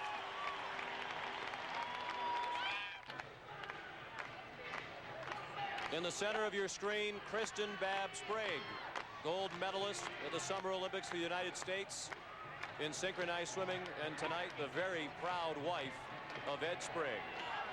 She's been wiping away tears as we watched her during the break between innings. Sprague's pinch hit two-run homer has given Toronto a 5-4 lead. As we go to the bottom of the ninth with Tom Henke on, the closer of the Blue Jays, trying to save it. Mark Lemke to lead off. Then the pitchers do. The on-deck circle is empty at the moment. Lemke 1 for 3 with an RBI single tonight. Henke's first pitch is strike. In postseason play, Tom Henke is 2-0 with 3 saves and a 1.65 earned run average. And encompasses all of his postseason experience, and you saw his numbers from this year's League Championship Series against Oakland. He is quickly ahead of Lemke 0-2. Alfredo Griffin is into the ball game at shortstop. They pinch hit for Manuel Lee in the top of the ninth. In the dirt. This is what Bobby Cox has available to him on the bench, and he has already sent Lonnie Smith into the on-deck circle to bat for the pitcher, Jeff Reardon. There's Smith.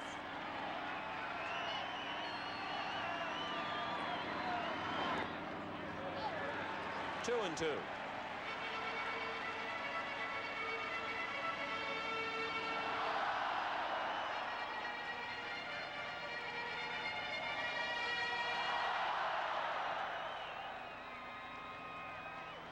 Ed Sprague still in the dugout. He wants to make sure it was a game-winning home run. His heart must still be pounding. Oh, man. He hit only 1 home run during the regular season. He only appeared in 22 games. Just as Cabrera was an unlikely hero in Game 7 of the playoffs for Atlanta, Sprague an unlikely hero at the moment for Toronto. But they still must survive the bottom of the ninth. Lemke has battled off the 0-2 hook to a full count. Reardon plagued by long balls in the last couple of years of his career, and again tonight, Lemke bounced that one foul. That home run by Ed Sprague was only the second home run in postseason play. Only the second pinch hit home run in postseason play to take a team from losing to winning. The other one in the 1988 World Series Game 1. Dennis Eckersley giving up the 2-run homer to Kirk Gibson to win it for the Dodgers. Lemke, a shallow fly ball to left for Joe Carter. 1 out. And if the Blue Jays hang on and win this one, the performance of the bullpen tonight should not be overlooked. David Wells pitched an inning and 2/3 without allowing a hit or a run. Todd Stottlemyre pitched 1 perfect inning.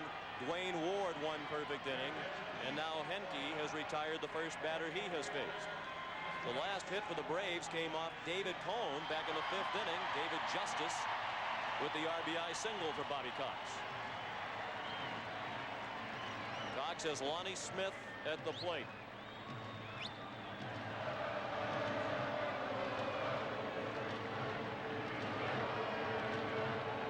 Smith appeared 6 times in the playoffs against Pittsburgh. All 6 at-bats as a pinch hitter, and he was 2 for 6. He hasn't put the ball in play in 3 career at-bats against Henke.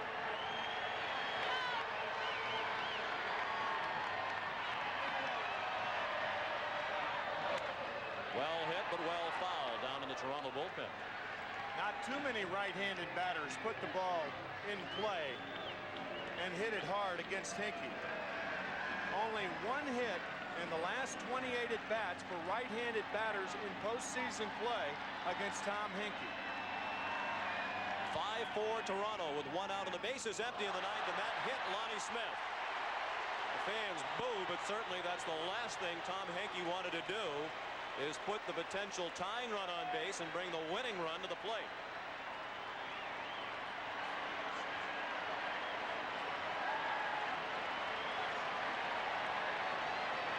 Tom Henke did not hit a single batter during the regular season. Ron Gant comes in to run for Lonnie Smith. And the plot thickens. Ron Gant with 9 consecutive stolen bases in postseason play. Make that 10. With a stolen base last night for Gant. He's at first with one out in the bottom of the ninth. 5-4 Toronto. And the batter Otis Nixon, who is 0 for 4 in this ball game. If you're Ron Gant at first base and you're thinking about running, and you got to assume that he is, then you want to pick a split finger fastball on which to run. So unusually, I would imagine he will wait for Nixon to get in the hole, either 0-1, 0-2, 1-2, or run on the first pitch. The first pitch is slapped to center field. And Devon White makes the catch. 2 away in the ninth inning.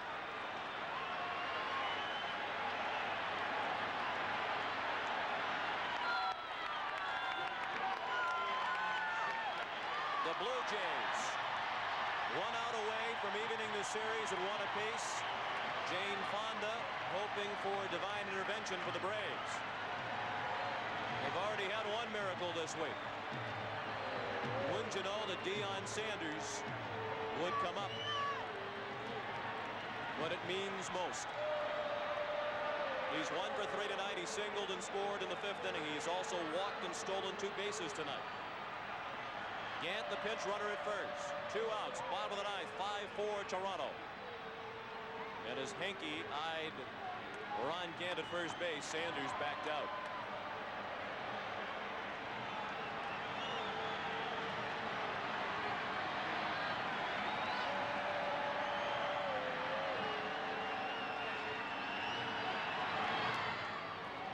Olerud is holding Gant on, and at the other corner, Kelly Gruber is all over the third base line to prevent a ball being hit down to the left field corner.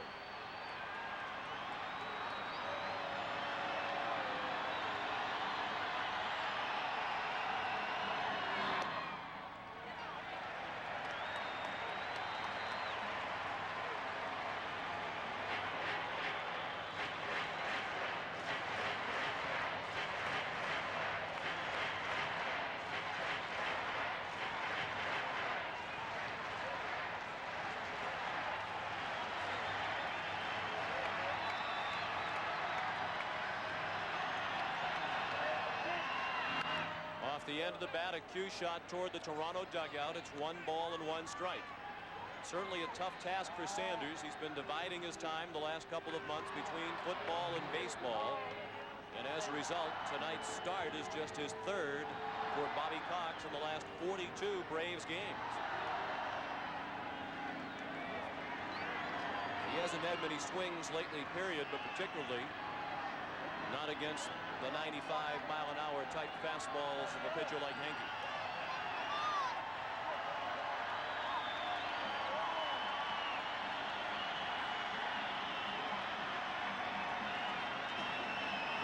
The 1-1 pitch. Chopped foul. And now the Braves are down to their final strike in game 2. I think you can look for Gant to be running here. There is a reluctance to run when, if you're thrown out, that's the last out. I think that's the reason that Gant hasn't tried to steal up to this point. But with the count 1 and 2, if I'm Bobby Cox, I send him right now.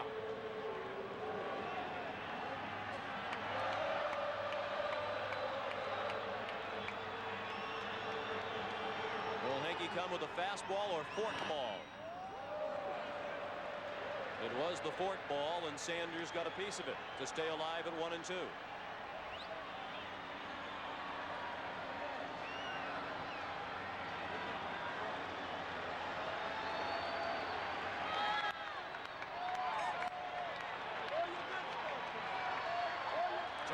5.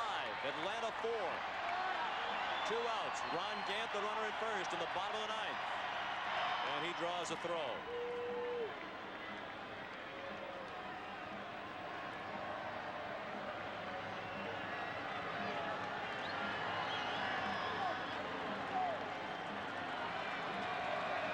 Almost incredible silence here at Atlanta Fulton County Stadium in anticipation of the 1-2 pitch. Here it is. And again, Sanders just got it off the end of the bat toward the Blue Jay dugout to stay alive.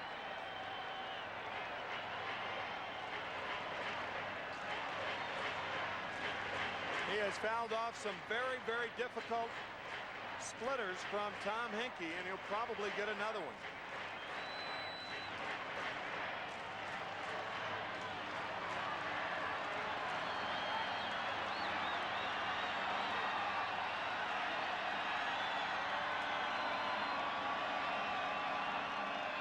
Another 1-2 pitch. Low and in. 2 balls and 2 strikes. If Sanders can keep the Braves alive, Terry Pendleton would bat next.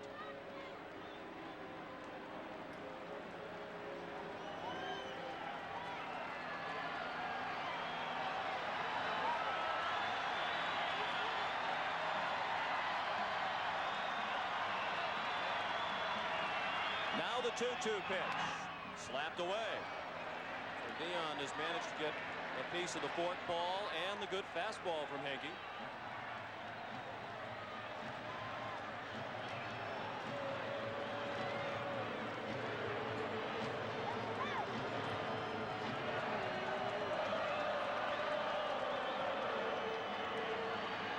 This will be the 8th pitch to Deion Sanders with Gant running. It's ball 3. And Borders did not attempt to throw to second with the ball in the dirt. So now the tying run is in scoring position with 2 outs, and Sanders has battled to a full count. Now Kelly Gruber, who was on the line, gets off the line because a base hit ties the score. You don't want to protect against a double in this situation. Olerud is more on the line. He should be toward the fatter part of the field. Gruber is toward the fatter part of the field, moved off the line. There's no sense in protecting against a double here. With that stolen base, the Braves have tied a World Series record. 5 stolen bases by one team in a 9-inning game. And now they'll talk it over with the 9th pitch upcoming to Deion Sanders. Because if Henke retires Sanders, there will be 5 stolen bases in a losing effort.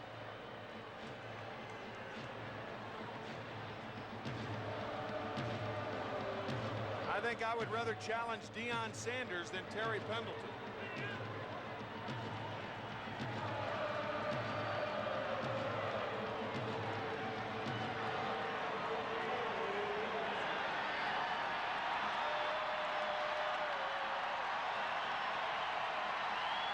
Now the 3-2 pitch.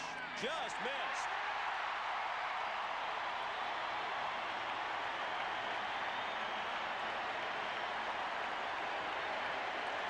This is a terrific at bat by Deion Sanders. This pitch just missing low. The splitter. And now Terry Pendleton's up there. Much more experience. And remember, he led the National League in hits with runners in scoring position this year. A .387 batting average. And here it is. Led all of the major leagues, did Pendleton. Lou Whitaker of Detroit was second, and the Blue Jays' Roberto Alomar 4th. So Pendleton will come up with the tying run at second, the winning run at first, at excellent speed on the base paths, with Gant, the runner, at second, and Sanders at first. Galen Cisco out to the mound. Certainly, the Blue Jays will sink or swim here in the bottom of the 9th with Tom Henke. What makes Pendleton so difficult in these situations is his ability to hit any pitch. He can dig a ball off the ground. He can hammer it helmet high, outside, inside. Great plate coverage for a little man. Toronto leads 5-4. They took the lead on a pinch hit 2-run homer in the top of the 9th by Ed Sprague. First and second with 2 down for Atlanta in the bottom of the ninth, and Pendleton with a little pop-up. Kelly Gruber in the foul ground. He has it. And the Blue Jays have evened this series at 1 win apiece. Ed Sprague, the unlikely hero tonight.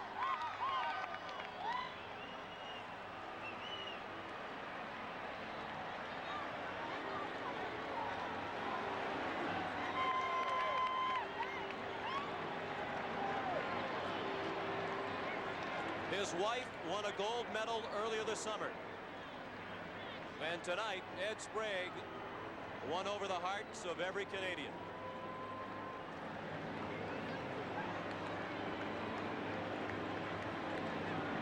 The final score in Game 2 of the World Series. The Blue Jays 5, the Braves 4. We'll come back. Interviews with Pat O'Brien and Jim Cott in just a moment. Pat O'Brien back at Atlanta Fulton County Stadium. Kelly Gruber with the final out, and a chop, almost I told you so motion there to the Atlanta Braves fans, and the fans are stunned here as they exit for the parking lot in a thriller. They lose to Toronto. Toronto's obviously first World Series win. Atlanta's first loss here in Atlanta, 5-4, the final score. And our MVP of the game, of course, is Ed Sprague, who began the season as a AAA ball player in Syracuse, and he's standing by right now with Kitty Cobb. But before we do that, let's say that Chevrolet will donate $1,000 in his behalf to the Special Olympics. And we got that out of the way. Let's get on to Kitty and Mr. Sprague, fellas. The bench tonight and swung at that first pitch like you said. I know I'm going to get a fastball. I'm going to rip at it, first one I see. I was watching. I can't hear this. First pitch, the right-handers, and he'd been coming out with a fastball, and then once he got ahead, he'd go to the slider. So I just said, Lawrence Mullenix he just told me, hey, make sure he gets the fastball down to you, and I just said, look for something I can stay over.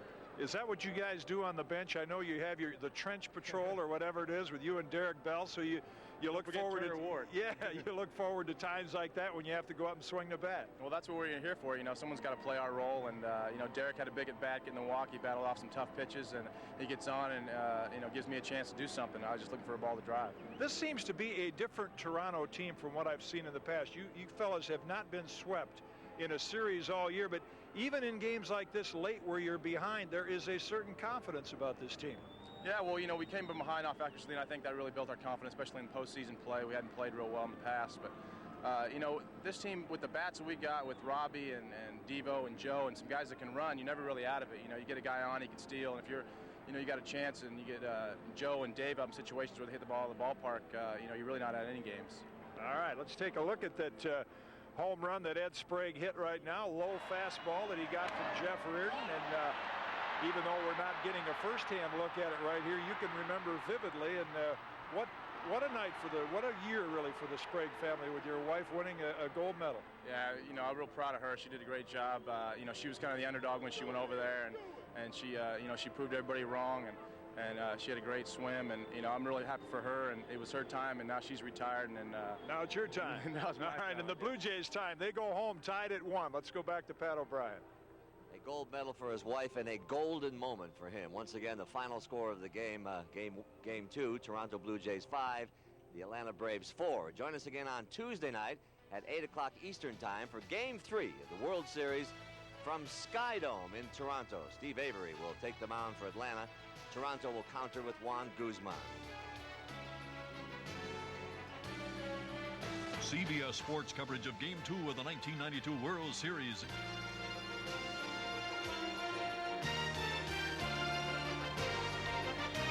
You've been watching the 1992 World Series on CBS Sports. This almost became the night that they put the Rob back into Roberto. Instead, an obscure catcher is a hero. Obscure no more. Oh, Canada, here we come. Not of that one.